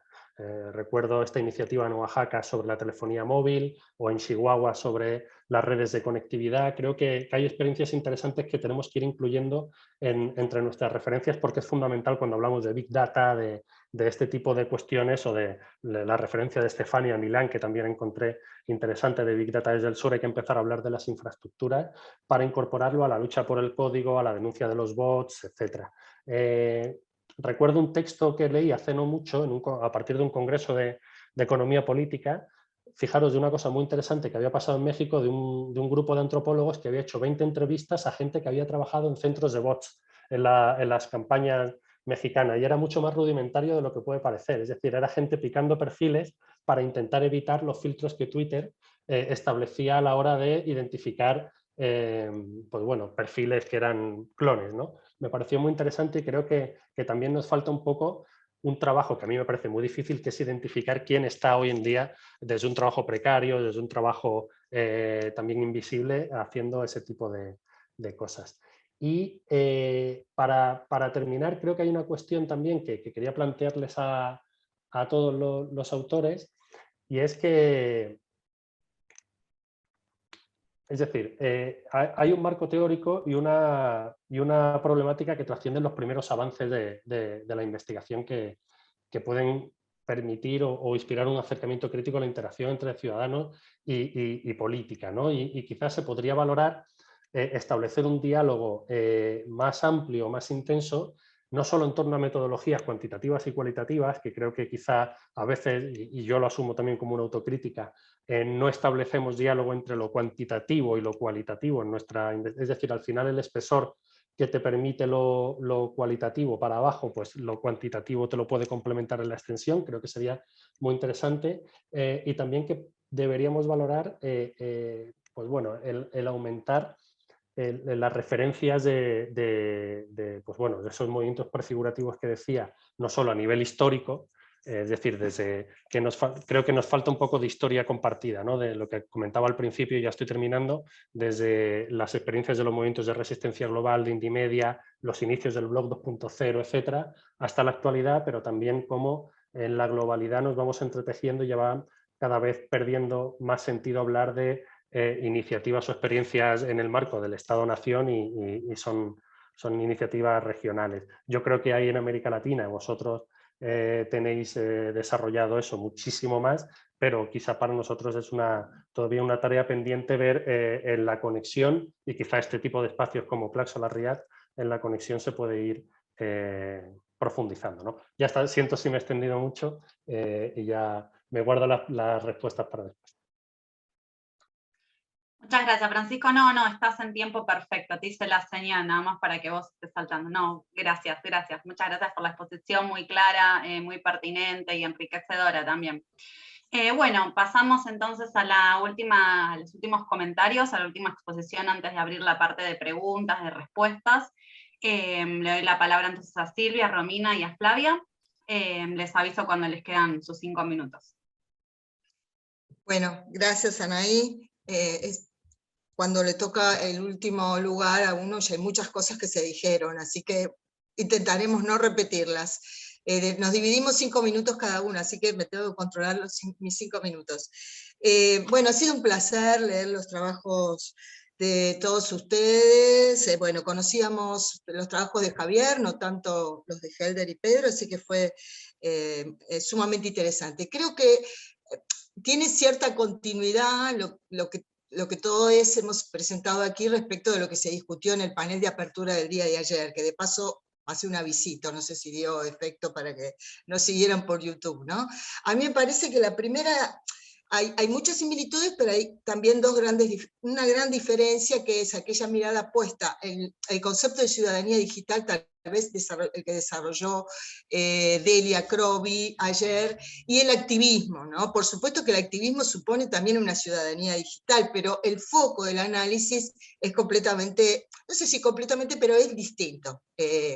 Entonces, bueno, si uno habla de ciudadanía digital, hay algunos autores que ya están denominando a las campañas, que todo el tiempo recibimos todos en nuestros correos electrónicos, es el activismo del clic, ¿no? Porque solo llenás un formulario y ya está. ¿Qué tipo de activismo es ese? Pero bueno, es una participación ciudadana digital también, que va creciendo, que va aumentando, y que no solamente tiene por finalidad lograr adherentes, sino también de posicionar temas, ¿no? Y esto es interesante porque cuando nosotros encaramos el estudio particular de estas organizaciones que mencionamos en el trabajo, estábamos pensando en lo que se llama la agenda de derechos digitales. Y me pareció muy interesante el comentario de Helder en términos de que no hablamos de activismo político digital. Acá de alguna manera la posición política e ideológica parece un poco más desdibujada que si nosotros trabajamos, por ejemplo, el 15M, que trabaja Javier, o Pedro. Nosotros en su momento trabajamos mucho con el movimiento estudiantil chileno, porque realmente fue paradigmático para entender los procesos de apropiación en estos jóvenes, desde pasar del secundario a la universidad. Pero además, algo que mencionó también Javier por allí, rudimentario, el movimiento antiglobalización, pero yo creo que no era rudimentario en sí lo que agrupaba, sino en realidad las tecnologías de ese momento, las capacidades que habían para desarrollar acciones en un contexto global, pero que realmente fue sumamente para mí alentador, y en esta memoria que existe de los movimientos sociales, eso está incluido fuertemente, sin ninguna duda. Entonces, para comentar, dejamos la respuesta a las preguntas que nos hicieron para la segunda vuelta, pues si no, no va a dar el tiempo, y solamente voy a comentar algunas cuestiones interesantes de los colegas. Viendo el trabajo de Helder, me pareció muy interesante esta experiencia de ponerse a trabajar con los sitios web de las instituciones gubernamentales y analizar efectivamente, llegar a la conclusión más importante, que es que realmente ninguna de ellas proponen una real interacción con la ciudadanía, sino que simplemente es un repertorio de noticias y de, en todo caso, actividades a seguir, entre las cuentas públicas. Me llamó la atención porque acá ocurre lo mismo. La mejor web y la más informativa es la de la FIP, donde la gente tiene que poner su dinero, digamos. Esa funciona muy bien, las demás todas funcionan. Si nosotros hiciéramos efectivamente un trabajo parecido al tuyo, nos ocurriría lo mismo o peor, porque no tenemos la reglamentación que existe. Entonces, en ese sentido me gustaría que a ver, en esto de pensar la ciudadanía digital, cuando analizamos la participación, en todo caso, ¿cómo podés visualizar la participación de los ciudadanos que acceden a estos sitios si efectivamente no existe una interactividad? ¿Estamos hablando de una participación ciudadana, una ciudadanía digital, o simplemente es lo que nos está ofreciendo, en este caso el gobierno, para informarnos si nos quedamos en ese plano? Por ejemplo, el gobierno de la Ciudad de Buenos Aires, allá a fines de la década del 90, en la constitución de la ciudad, plantea la interacción ciudadana como una de las metas a considerar para la nueva ciudad conformada como autónoma, ¿no? Bueno, ha pasado mucho tiempo y sin embargo las cosas, la verdad, no han cambiado demasiado. Y tal vez enfatizar un poco más sobre un tema que me pareció muy interesante, que es que lo planteabas, la democracia en el contexto de pandemia, ¿no? Y esto se vincula bastante con los temas que mencionó Javier y nosotras en la ponencia, que tiene que ver con la cibervigilancia, es decir, cuestiones que ya estaban planteadas. Digo, a mí creo que la pandemia lo que ha puesto en evidencia y ha exacerbado son los debates y las discusiones sobre cuestiones que ya estaban planteadas y que se vieron fundamentalmente afectadas. Respecto del trabajo de Pedro, que también me pareció muy interesante, porque, a ver, estamos nosotros y nosotras en el equipo particularmente observando siempre movimientos urbanos, ¿no? Entonces a veces la cuestión de la ruralidad no la tenemos muy en cuenta, son poblaciones chicas, los movimientos para tener realmente un peso en la sociedad tienen que ser grandes o al menos tienen que tener una gran difusión, entonces terminamos siempre focalizando en los movimientos urbanos, que son obviamente los que más visibilidad tienen. Entonces, a mí me pareció interesante lo que mencionaba sobre rasgos creativos, no, gestos, perdón, gestos de creación. Es decir, uno ya trabajando con movimientos por los derechos digitales, donde, y esto es una pregunta para responder, pero lo vamos a dejar para después, la experticia y la apropiación que existe de las tecnologías es mucho mayor, pareciera que el uso del WhatsApp es algo como súper básico, ¿no? En esta cuestión. Entonces, me preguntaba estos gestos de creación, ¿a qué se refieren? Porque, bueno, discutiendo acá el tema de la apropiación, nosotros como equipo tenemos una propuesta sobre la noción de apropiación que tiene que ver fundamentalmente con el objeto, y no la hemos trabajado en adaptada, creativa, bueno, y sí, que quería de alguna manera ver si tu idea de gestos de creación tenía que ver con este modelo que pensamos nosotros de... yo creo que en todo caso adaptada más que creativa, porque el uso de la plataforma, de la app, es el mismo, digo, no hubo ninguna modificación. Yo creo que lo que cambió fueron a las personas, ¿no? O sea, no hubo una... en sus usos y habilidades, básicamente. Entonces, bueno, un poquito con eso, y también me parecía interesante que si pudieras ampliar, porque obviamente teníamos solo 10 páginas, ¿no? No eran páginas, eran caracteres, digo, porque la nuestra tiene más, pero eran caracteres. El punto de cómo se conectan con el afuera, porque focalizaste la mirada en cómo trabajaron entre sí, entonces no sabemos muy bien cómo se dieron a conocer afuera, porque el tema del vertido del petróleo no es un tema menor, y nosotros ya hace varios años atrás trabajamos con una experiencia en el sur, en el Bolsón, donde también había, no vertido de petróleo, pero minas de gran contaminación, y hubo todo un movimiento de la ciudadanía. Pero el cómo conectarse hacia afuera fue una herramienta fundamental, es decir, tratar de lograr el consenso, por lo menos de la región, en esa lucha que siempre es controvertida, porque las minas producen una altísima contaminación, no generan efectivamente una devolución de recursos, pero a la vez hay gente que dice, bueno, pero vamos a tener empleo, no, bueno, estas cuestiones que ya sabemos. Bueno, porque se me van a acabar mis 5 minutos, ¿se me terminaron, chicas, ya? Perdón, ¿eh? Y por último, muy cortito, para que puedan ahondar las chicas, una cosa que a mí me pareció sumamente interesante y que te iba a plantear, pero que ya lo respondiste, era cómo veías la memoria en 15M y todos los movimientos de ese periodo, ¿no? 2008, 2012, cuánto había aportado al desarrollo de estas acciones el activismo de fines de los 90, principios de 2000, que nosotros hemos trabajado en varias publicaciones esta articulación entre ambos movimientos, y también con respecto al 8M, que si bien, o sea, porque acá vos comentás que el caso del movimiento feminista es de alguna manera, no sé si una resultante o una continuidad de la indignación, ¿no? Pero bueno, el 8M es un fenómeno global, o sea, ha tenido una altísima repercusión en Argentina, en Chile, en Brasil, digo, entonces acá no hay 15M. Digo, me parece que la cuestión de género y de mujeres es algo que está atravesando nuestras regiones independientemente de las antecedencias. Bueno, no digo nada más porque me copo toda tenía más cosas para decir que darán para los... Bueno, también me resultaron muy interesantes todas las presentaciones de la mesa. Sumamos algunas preguntas, ¿no? del trabajo de Javier. Cuando lo leíamos nos resultó muy interesante esto de que aparece el tema también de la innovación, ¿no?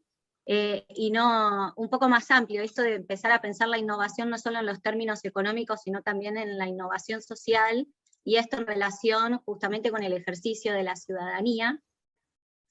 Y también, bueno, este tema de pensar la exclusión social y lo que sucedió, ¿no?, con el acceso a las tecnologías en este sentido. Y bueno, voy rapidito, perdón, pero queríamos saber si podrías explayar final de la acción, decís, ¿no?, que los derechos que mencionás, como ocupar la ciudad, el ejercicio de la propia ciudadanía y el derecho al buen gobierno intentan transformar el capitalismo. Bueno, ¿en qué sentido sería que lo intenta transformar? Y después algo interesante que Elder mencionó antes, que tiene que ver justamente con el desarrollo, la producción de las tecnologías propias, y que acá aparece en tu presentación. También nosotras damos cuenta de cómo las organizaciones sociales no solo usan tecnologías ya existentes, como las redes sociales, etcétera, sino que también desarrollan sus propias tecnologías, y en este caso mencionás a la plataforma Madrid Decide. Entonces queríamos saber un poco si consiguió los objetivos que se planteaba. Con respecto a la presentación de Elder, nos resultó interesante, bueno, algo que un poco ya Silvia lo mencionó, y esto de que aquellos ministerios que tienen mayores potencialidades para la participación ciudadana son donde menos se implementan y donde más limitada se presenta la información, ¿no? Y en un momento hablas acerca de la necesidad como de ir a construir una alfabetización ciudadana crítico-reflexiva, y si podrías, no sé, si tenés algunos elementos o condiciones o factores que vos creés que serían necesarios para esta construcción.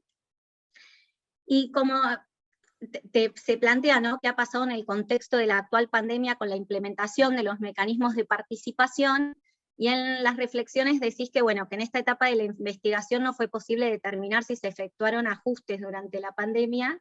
Entonces te preguntamos si han identificado algún mecanismo de participación que se haya creado en el contexto de pandemia, y si solamente se mantuvieron los mismos que existían antes. Y para terminar, así le queda un ratitito a Flavi, con la ponencia de Pedro nos pareció muy interesante esto de focalizar en la comunidad rural, y nos preguntábamos un poco si podrías explayarte en por qué elegiste trabajar con esa comunidad en particular, porque bueno, señalás que es un estudio de caso, y además si podrías darnos un poco más de las características de esta comunidad, ¿no?, de la población de la comunidad. Y le dejo a Flavia, que ya me debo haber comido 2. Hola, ¿qué tal? Bueno, yo también voy a ser breve. Felicito a todos también por la organización y por presentar sus ponencias. En relación a la ponencia de Pedro, un poco lo aclaró Sil, la relación con WhatsApp. Yo me preguntaba si el registro, cuando penetró Internet en estas comunidades y comenzó a utilizarse de manera masiva, son 300 personas, pero bueno, cuando comenzó a utilizarse los smartphones de manera masiva en la comunidad. Y también me preguntaba en relación a su propio concepto de apropiación, y esto para ponerlo en cuestión y quizás poder debatirlo en la mesa, es un poco esto también lo que dijo Silvia, ¿no? WhatsApp es una tecnología que ya está diseñada para la creación de grupos, para la difusión de información, en formatos de contenido digital. Entonces, si el gesto de creación que él está viendo en esa apropiación no sería en realidad un gesto, un uso, ¿no? El uso, el primer nivel que él describe, en tanto se da esta apropiación, no sería simplemente un uso. Luego también, bueno, destacar que hay una buena descripción que él hace de cómo esta comunidad lleva adelante sus demandas, y eso es muy valorable de su ponencia, y que, bueno, si esta ponencia lo que me hizo pensar es que en la emergencia de una conciencia medioambiental, en una pequeña población rural, que puede tomar las riendas y transformar las condiciones de su vida, y si esto, bueno, si él trabajó bien esta vinculación con esta tecnología, o si ya la viene trabajando en otros aspectos, un poco lo que decía Romy, cuáles son los criterios de selección de esta comunidad, y si él pudo también pensar otras comunidades que hayan sufrido lo mismo. Y para Javier, me quedó resonando mucho la conclusión que él tiene en relación a que el 15M supuso un punto de inflexión tecnopolítica que lo vincula directamente a la materialización del derecho a la comunicación en el marco de una esfera pública cada vez más mediada digitalmente. Y un poco para traerlo para nuestra región, lo que yo pienso es que la explosión social chilena, por ejemplo, del año 2019, también la de Colombia, implicó en algún punto que haya una disputa por la información que se daba a través de los medios de comunicación. Y entonces lo que hipotetizo, pienso, es que si a partir de esta, digamos, la esfera pública que está cada vez más mediada digitalmente, tal como lo dice Javier, si una hipótesis a ejercitar es que podríamos pensar si de un tiempo para acá la protesta social que estalla en las calles no es también, y de alguna forma, un punto de inflexión tecnopolítica. Bueno, eso, y espero sus respuestas. Bien, muchas gracias a todas, todos por sus comentarios. La verdad viene muy bien la sesión, comentarios muy enriquecedores para los trabajos, y si les parece bien, abrimos ya el espacio para que vayan respondiendo las preguntas. Lo que sí, antes voy a leer uno de los comentarios que dejaron en el chat de YouTube. Después, si quieren, pueden responder cada uno, o brindar su opinión respecto a este comentario que ahora les comparto. La persona que brindó el comentario es Rubí Giraldo, y dice: en el discurso sobre ciudadanía digital en esta sesión no se aborda el tema de las competencias digitales. Esto es un elemento fundamental, dice Rubí. Y agrega: el ciudadano usa los dispositivos tecnológicos, esto no es intuitivo, debe haber una formación de competencias digitales y a partir de allí todo su despliegue como ciudadano. Sin competencias digitales, dice Rubí, no se tendría un buen uso y apropiación de tecnologías, ¿no? Es decir, su comentario, su opinión gira en torno a que se aborde la cuestión de competencias digitales, ¿no? Y qué relación habría respecto al uso y a la apropiación de tecnologías. Bien. Acá les voy a dar la libertad para que elijan quién quiere comenzar a responder las preguntas, como les parezca mejor. Así desestructuramos un poquito este nivel de que primero iba Helder, después seguía Pedro, así que como ustedes prefieran. Si quiere comenzar, digo, para invertir un poco, si quieren comenzar Flavia, Romina y Silvia, y después vamos como al revés, si les parece bien. Así invertimos el orden de las exposiciones y lo dinamizamos, la sesión. Bueno, bien. Continúo yo rápidamente, así seguimos. Para contestar a Helder en relación a su consulta por otros movimientos y otros activismos, bueno, nosotras nos centramos en el movimiento por los derechos digitales de Internet. Hay, por supuesto, otros movimientos. De paso, invito a que nos acompañen a la 9ª sesión del encuentro, donde vamos a trabajar las perspectivas de género y tecnologías. Es a las 15:30 de nuestro programa, donde también se abordan perspectivas tecnofeministas, y Yara Beleili también nos va a acompañar desde esa óptica. Para seguir también un poco con lo que decía Javier en relación a la plusvalía de vida, que para remitir a la extracción de datos, bueno, eso también son perspectivas, son teorías, ¿no? Que muchas veces también se ponen en discusión. Se plantea si el concepto de colonialismo de datos es apropiado para pensar el extractivismo de datos. Bueno, es un concepto que está en discusión. Lo que yo sí celebro, más allá de decir sí, no, cancelarlo o no, o habilitarlo, es que la perspectiva de colonial, postcolonial, está pensando también la tecnología y la relación que nosotros tenemos con las tecnologías digitales. Pero no solamente desde una perspectiva latinoamericana, sino a nivel regional. Se está pensando pensadores de Sudáfrica, personas racializadas, bueno, Latinoamérica. Es una cuestión que, y así volviendo un poco también al tema de Helder y en relación a la alfabetización digital y la inclusión digital. nosotros nosotras como pensadores, cientistas sociales, creo que debemos reflexionar sobre el diseño, sobre la propiedad de estas tecnologías y sobre todo las condiciones de inclusión que proponen las políticas públicas, ¿no? Porque incluirnos ¿a qué? ¿A dónde? ¿Para qué? Esa es una de las cuestiones que también a mí me interesan bastante en el sentido de las propuestas sobre la brecha digital de género, que es uno de mis temas que voy a trabajar en la novena sesión. Pero bueno, un poco para pasar el programa, no sé si me olvidé de algo más, pero bueno, cualquier cosa la sigo.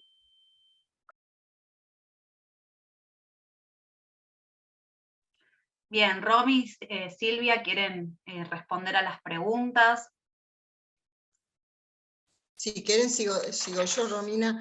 Bueno, ya algunas cuestiones comentó Flavia. Me parece interesante la pregunta, creo que fue Helder, sobre la muestra. Digo, porque la muestra no fue de países, sino de organizaciones. Entonces, en este sentido, tiene alguna relación con lo que decía Pedro. Es decir, hemos seleccionado las organizaciones más activas, que han, por ejemplo, las mexicanas y las colombianas han sido muy, muy activas, algunas argentinas en particular, y es cierto que si bien existe una organización, que creo que Romy va a comentarlo ahora, hay muchas organizaciones trabajando derechos digitales en Chile, no fueron las que abordamos nosotros, porque a ver, creo que la cuestión fundamental es que lo que tratamos de establecer es que hay una red entre estas organizaciones, y que cada una en sí misma o sola no llegaría a alcanzar los objetivos que se propone, que en principio son la divulgación y la capacitación, ya que nos preguntaron sobre las competencias,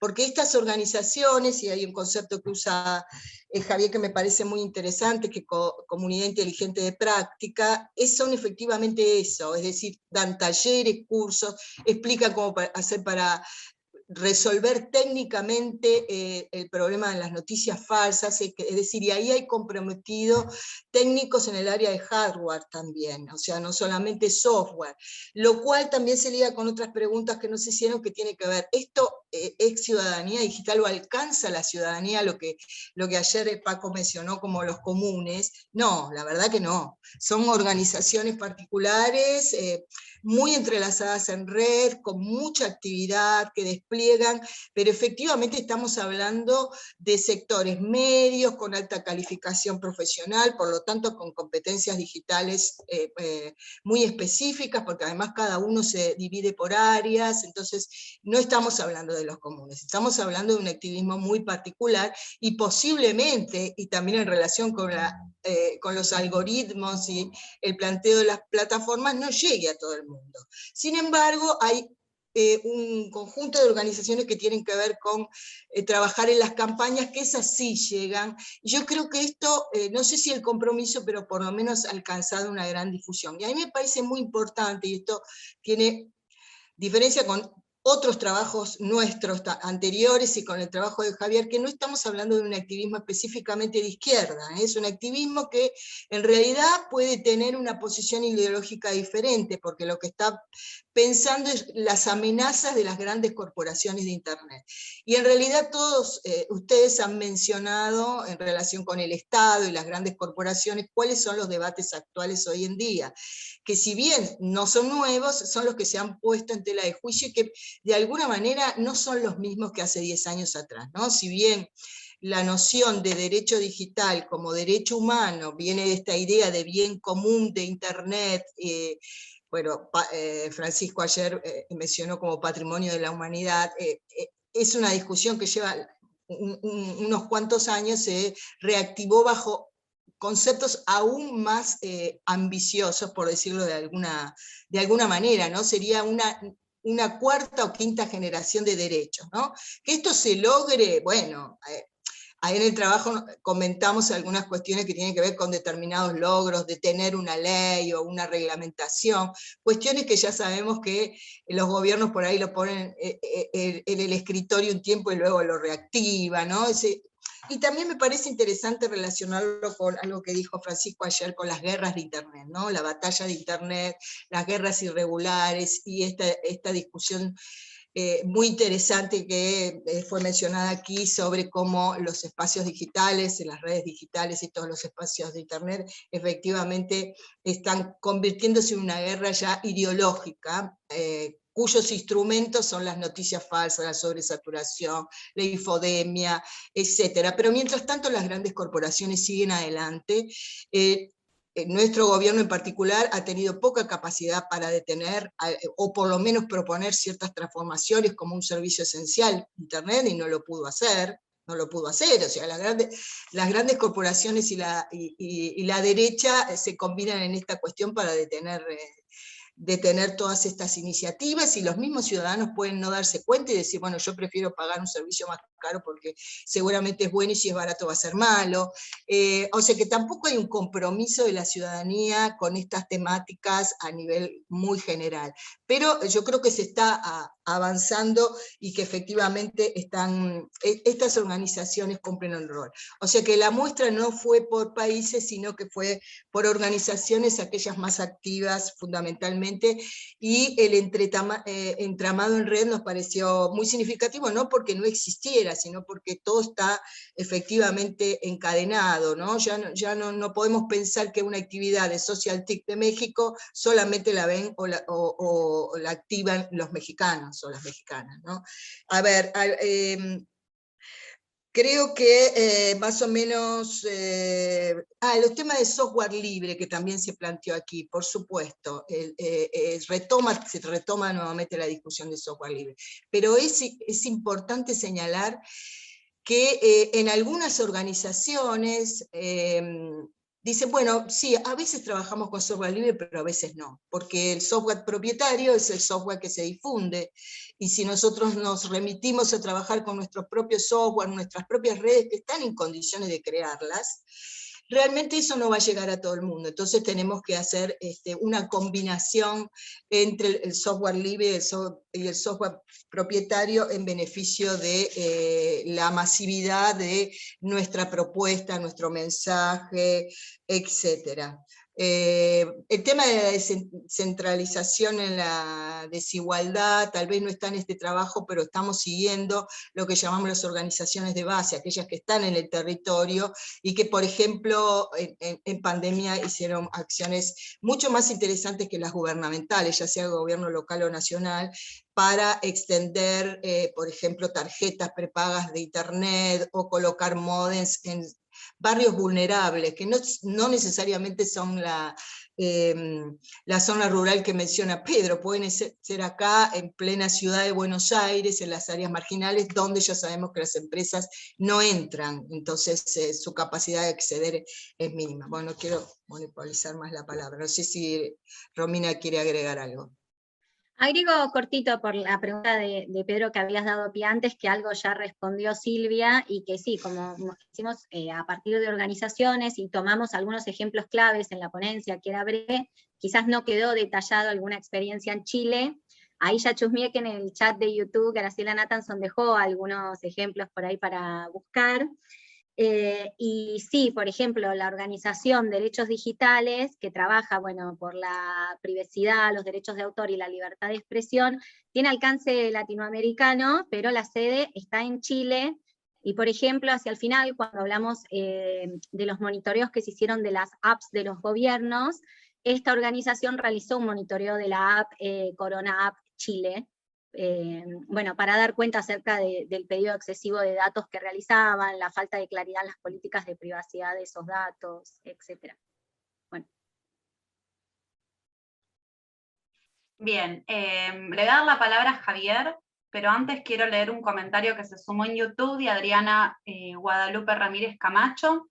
Ella dice, considero importante que en las universidades abramos espacios para favorecer la democracia, la ciudadanía digital y la apropiación de tecnología, es decir, no solo trabajar en infraestructura y accesibilidad, sí que es lo que suele hacerse más foco en las universidades. Bien, y retomo en relación a lo del tema de competencias digitales, ¿no? Como para que también traigamos a cuenta que Silvia también antes hizo el comentario al respecto. Ahora sí, Javier, te doy la palabra para responder las preguntas, etc. Sí, bueno, vamos, son muchas cosas, es muy interesante. Yo creo que el diálogo este merece la pena que después lo continuemos de alguna otra manera, aunque sea tecnológica. Bueno, por partes, además hay cosas que ya se cruzan. Cuando planteaba Elder lo de esta dicotomía de usos dominantes o de usos de tecnología dominante y software libre, que también mencionaba Silvia, efectivamente ahí hay siempre un debate sobre el uso del software libre o, recuerdo en la última vez que nos juntamos en el encuentro de clase allí en Buenos Aires, surgió, creo que fue Claudia la que lo planteó, lo de, bueno, pero usamos N-1 o usamos Facebook. Pues claro, usamos N-1, pues no nos lee nadie. Usamos Facebook y asumimos que estamos en un formato de red social que no controlamos y cuya información al final termina siendo parte de una valorización de nuestra interacción, porque nosotros somos el producto de las redes sociales, somos lo que venden las redes sociales, es decir, ahí no habría debate. Pero efectivamente yo sí que creo que en esa dicotomía entre mercado y software libre tenemos que entender que no es solo el uso de una determinada herramienta, sino que es el uso de esa herramienta de manera apropiada y de manera combinada con interacciones que no tienen que ver solo con ese uso de herramienta, ¿no? Y no es solo además las redes sociales. Yo creo que las redes sociales son una dimensión y el uso de tecnologías que tienen que ver con aplicaciones concretas que no tienen por qué ser de red social o, por ejemplo, todo el debate sobre la infraestructura es donde tenemos que ir caminando, ¿no? Y ahí pongo un ejemplo que a mí me parece muy interesante, que es en el uso del software libre. Cuando yo estudiaba la parte de los telecentros, como gente mayor que no había tenido un proceso de educación ni de alfabetización reglada, que en el uso de la tecnología empezaban a utilizar software libre y que lo que le parecía complicado era usar Windows. Decía, Windows me parece dificilísimo, yo prefiero Linux. Entonces, ahí como nosotros mismos a veces asumimos una colonización de las formas de interacción y de los interfaces, etcétera, como algo natural cuando por supuesto que son aprendizajes y que son mediados socialmente, ¿no? Después hay una cuestión que también planteaba Elder, pero que también ha planteado Silvia, me parece muy interesante, que es esa idea de la masividad o el elitismo. Yo aquí no sé si vais a compartir esta visión, pero yo creo que además es un ejercicio de memoria, como planteaba Silvia, que el 15M se dan dos variables. Una energía social inesperada que tiene que ver con una crisis de régimen, con un cambio de época, etc. Pero por otro lado, un incentivo de movimientos que estaban muy organizados, que eran movimientos de élite, política, cultural, con un alto grado de capital cultural, un alto grado de innovación tecnológica que no se adquiere en cualquier sitio, etcétera, que de alguna manera canalizaron y protagonizaron ese movimiento, que fueron desbordados por ese movimiento, y a mí eso sí me pareció muy interesante, pero que después también siguieron y hay como una especie de hilo conductor. Y ahí, por ejemplo, hay una lectura sobre el 15M que intenta ser crítica, donde se plantea, por supuesto que fue muy positivo, pero llegó un momento en que las asambleas y también en estos movimientos tecnológicos de élite, pues estaban controlados por pequeñas élites militantes que eran los que sabían hablar en la asamblea, los que tomaban la palabra, etcétera, ¿no? Hay un librito que se llama Los pocos y los mejores, de localización y crítica del fetichismo político, que acaba de sacar ACAL, que precisamente aborda una lectura crítica de esta gramática de las asambleas de una manera, y además contrasta con el libro que ha sacado Amador Fernández Sabater, que se llama La fuerza de los débiles, que es una lectura del 15M que dialoga y que se pelean entre ellas dos acerca de ese tipo de élites, ¿no? Y precisamente yo creo que hay una cosa que nosotros deberíamos abordar a la hora de entender los usos y la apropiación, y es que quizá deberíamos poner a dialogar, y esto es algo que en esta mesa ha pasado, los usos sociales de la apropiación cotidiana de las tecnologías con cómo son los usos o la apropiación por parte del activismo digital. Son muy diferentes, pero también dialogan, y creo que nos falta quizá introducir elementos de análisis porque los propios activistas digitales también intervienen en la vida cotidiana con apropiaciones concretas, ¿no?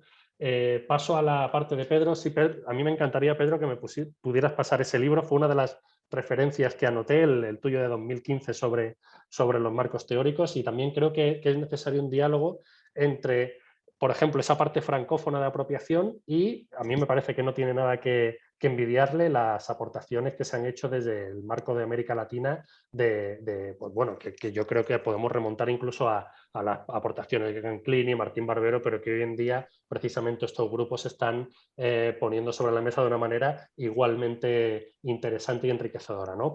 Y a veces desde diferentes términos hablamos de lo mismo, ¿no? Quizá habría que hacer ahí un ejercicio de diálogo. Y con respecto a otra cosa que planteaba Pedro, pero que enlaza con las dos preguntas que hay en el foro, yo sí que creo que el uso sofisticado, más o menos sofisticado, es parte de la apropiación. Por supuesto que sí. Hay que entender la apropiación en términos de, vamos, yo utilizo lo de los niveles porque además me parece que es un marco, un esquema de análisis, por supuesto con todas las carencias, que visualmente, en esto es como muy de tradición norteamericana, ¿no? Intentar buscar esquemas de análisis que sean muy claritos y que te permitan, pero por supuesto tienen limitaciones. Fijaros que en el esquema de análisis de la apropiación no se contempla el acceso a la infraestructura o tener el dinero para pagar la red, porque eso se da como de suyo. Es decir, no va a haber apropiación si no tienes dinero, si no tienes infraestructura. Y eso es lo que comentaba la compañera, ¿no? Normalmente la política pública se centra en la infraestructura y no en la equidad, se centra en el acceso y no en la apropiación. Pero por otro lado, los procesos de apropiación son técnico-cognitivos, pero por supuesto de habilidades, de competencias digitales. Se habla de la integración significativa del uso en la práctica cotidiana, del uso repetitivo de una tecnología que termina alumbrando vías alternativas, de las comunidades inteligentes de práctica. Yo creo que nadie hoy en día hace un uso de la tecnología si no es dentro de una comunidad familiar, de pares, social, virtual, etcétera. Entonces eso sí que creo que es interesante incorporarlo. Y finalmente, bueno, una aclaración con respecto a los comentarios que hacían tanto Flavia como Silvia como Romina con respecto a la continuación de los usos de las nuevas tecnologías del 15M al 8M. Es verdad que el 8M no fue objeto de estudio, pero fue saliendo a medida que se iban analizando lo que era el 15M y la evolución. Cuando decimos que hay una continuidad entre el 8M y el 15M nos referimos a que no se pueden entender las metodologías asamblearias y no se pueden entender los usos de la tecnología en España sin entender cómo fue el 15M y las enseñanzas críticas de lo que no funcionó. Porque ahí el 8M ha hecho incluso una superación. Ahora, el 8M era un movimiento de mucha más larga data, con una tradición muy importante, muy plural, muy diverso y muy contradictorio ahora mismo en la agenda que se tiene sobre las prioridades políticas del movimiento feminista, pero sí que había ahí un diálogo, pero que quizá es más, nuestra tesis, con toda la humildad del mundo, era más del diálogo que se establecía en la tecnología. Después rápidamente, porque no me quiero comer el tiempo, con respecto a Madrid Decide y a las experiencias que tenían que ver con esos usos de las tecnologías. Fijaros que Madrid Decide quedó en nada, ahora es el gobierno del Partido Popular el que lo está utilizando, pero como os podéis imaginar, con un uso de innovación política muy pobre, pero quizás se quedó en una primera fase de sofisticación tecnológica donde la participación era muy fácil en términos tecnológicos, pero la propia estructura de un ayuntamiento como el de Madrid impidió que fuera un movimiento que desbordara la lógica institucional, no lo llegó a desbordar. Quizá faltó tiempo. Yo creo que muchas veces los ciclos políticos e institucionales son una trampa para los ciclos sociales o de este tipo de iniciativas. Y ya para terminar, yo creo que cuando hablamos de la tecnopolítica como punto de inflexión en nuestro caso, efectivamente yo creo que puede ser más plural en términos de democratización del espacio público, o al menos de plantear que en la agenda de los movimientos sociales se plantea la democratización de la comunicación como algo ya central. Yo ahí creo que no es exclusivo de España, no me atrevo tampoco a afirmarlo con toda rotundidad porque no es mi objeto de estudio, pero sí que creo, por ejemplo, que en el caso de México, con el movimiento Yo Soy 132, que surge precisamente de una reivindicación de democratización de la comunicación, ya se van viendo cómo la centralidad de la comunicación en las luchas sociales y políticas, pues yo creo que globales, empiezan a alumbrar esa acumulación de cambios o de usos cuantitativos que termina siendo un cambio cualitativo, ¿no? Ya está, y perdón por la extensión. No, por favor, Javier, re bien del tiempo. Bueno, no voy a hacer mucha introducción yo, le doy la palabra directamente a Pedro, así invertimos, digamos, el orden que habíamos hecho en el inicio, así respondes las preguntas. Gracias, Anaí. Pido disculpas por las desconexiones, no sé qué pasa, yo estaba tan orgulloso de mi conexión fibra óptica a la casa, pero no sé qué pasó, ahora estoy con el teléfono, imagínense. Bueno, Sí, bueno, varias cosas, ¿no? Voy a tratar de contestar. Cuando hablábamos de las lógicas de mercado en la introducción o difusión de tecnología, es algo que yo trabajé cuando trabajé en tema telecentro, justamente. O sea, el Estado lo que hacía era subvencionar a las empresas para que llegaran a lugares donde no llegaban, digamos. No, nunca hubo en Chile inversión directa del Estado, eso aquí no existe, digamos, en ese tipo de cosas, digamos.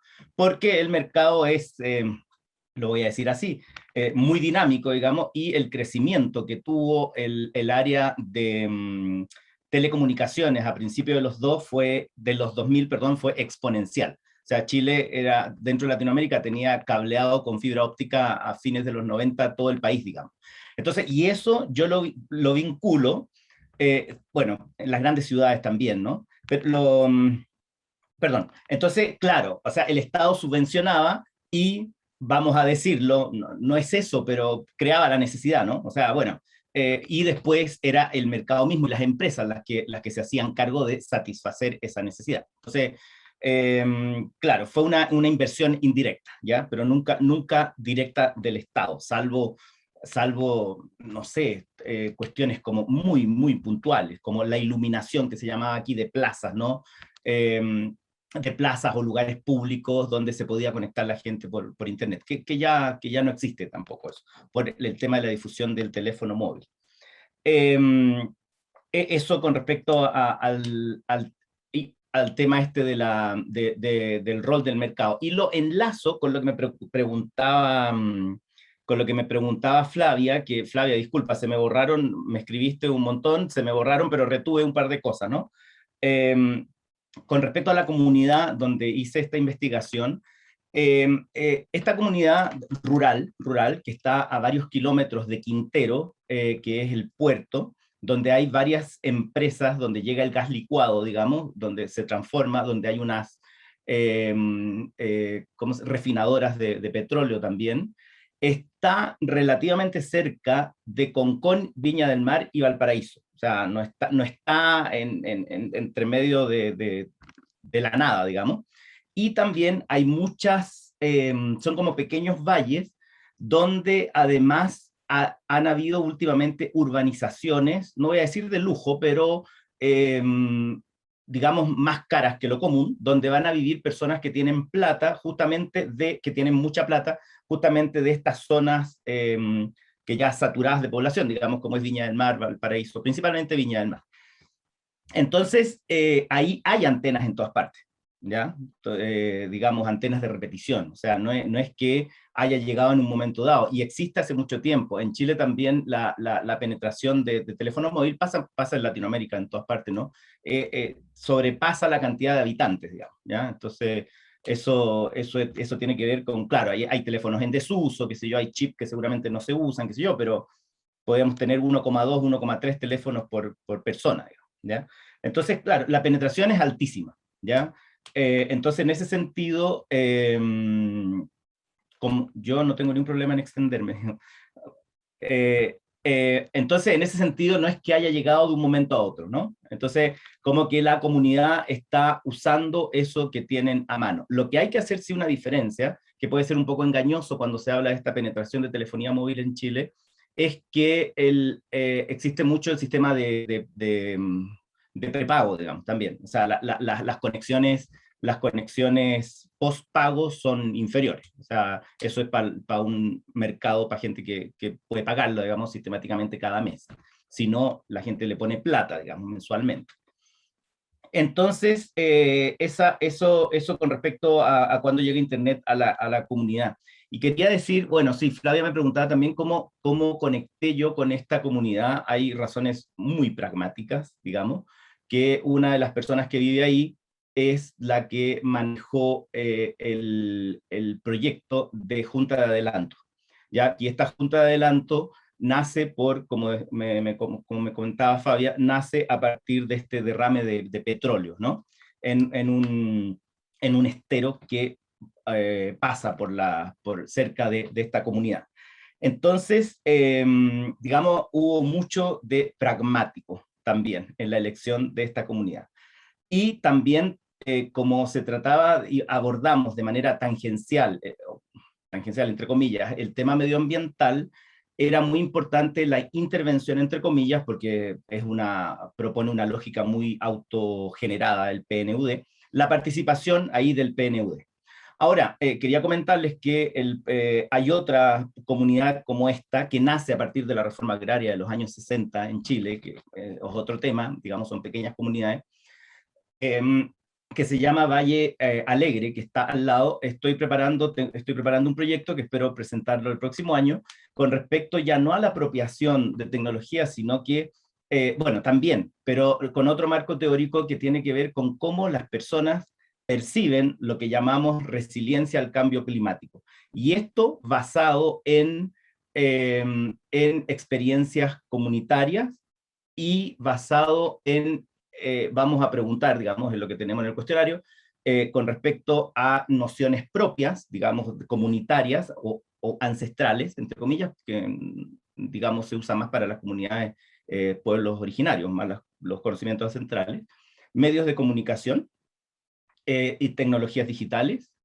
y organizaciones externas. O sea, ¿quién ayuda, entre comillas, o dónde sacamos esta información para actividades de resiliencia con respecto al cambio climático, que es evidente y que tiene que ver también con la escasez hídrica, y de ahí también el impacto que puede tener la contaminación de un estero, ¿no? Que es el que nutre que es el que nutre de agua potable rural a la comunidad.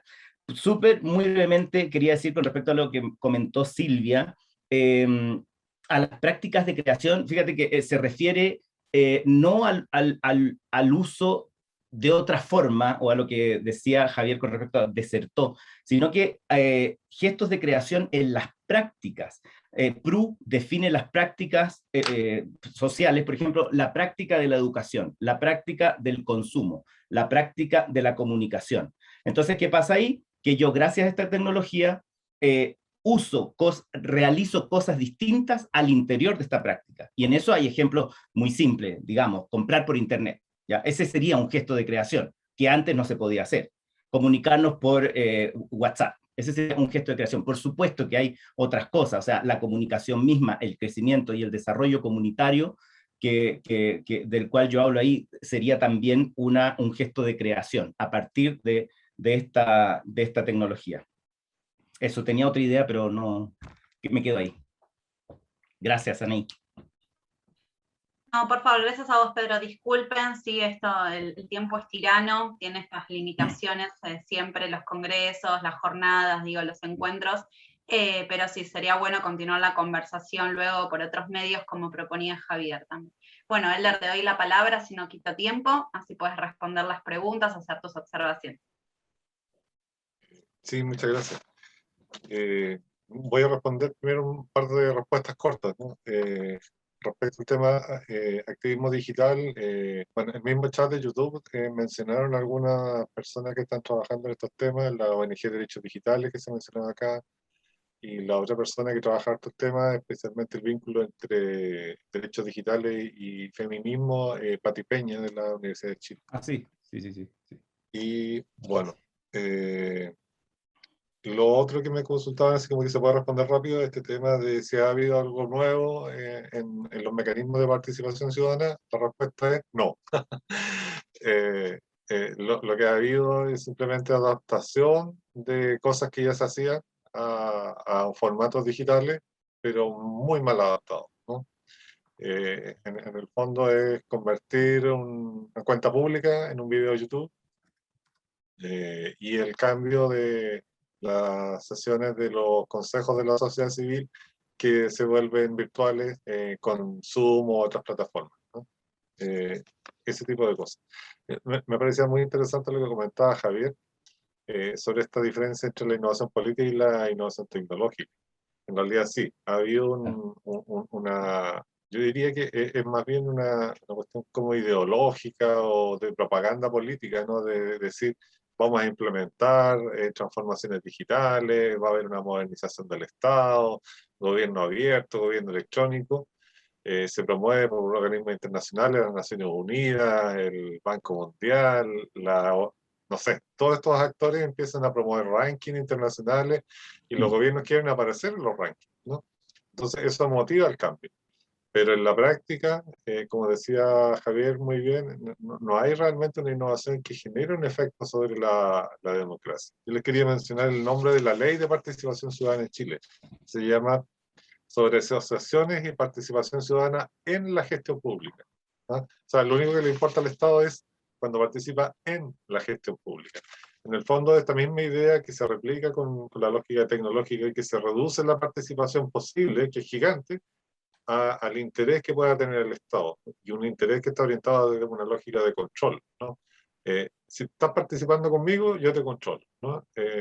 No me importa qué es lo que haga fuera de esta relación con el Estado, ¿no? Y precisamente lo que comentaba Rui Giraldo en el chat de YouTube, me parece que es clave esta idea de pensar que en realidad hay que ampliar las posibilidades de formación en la ciudadanía hacia otros espacios.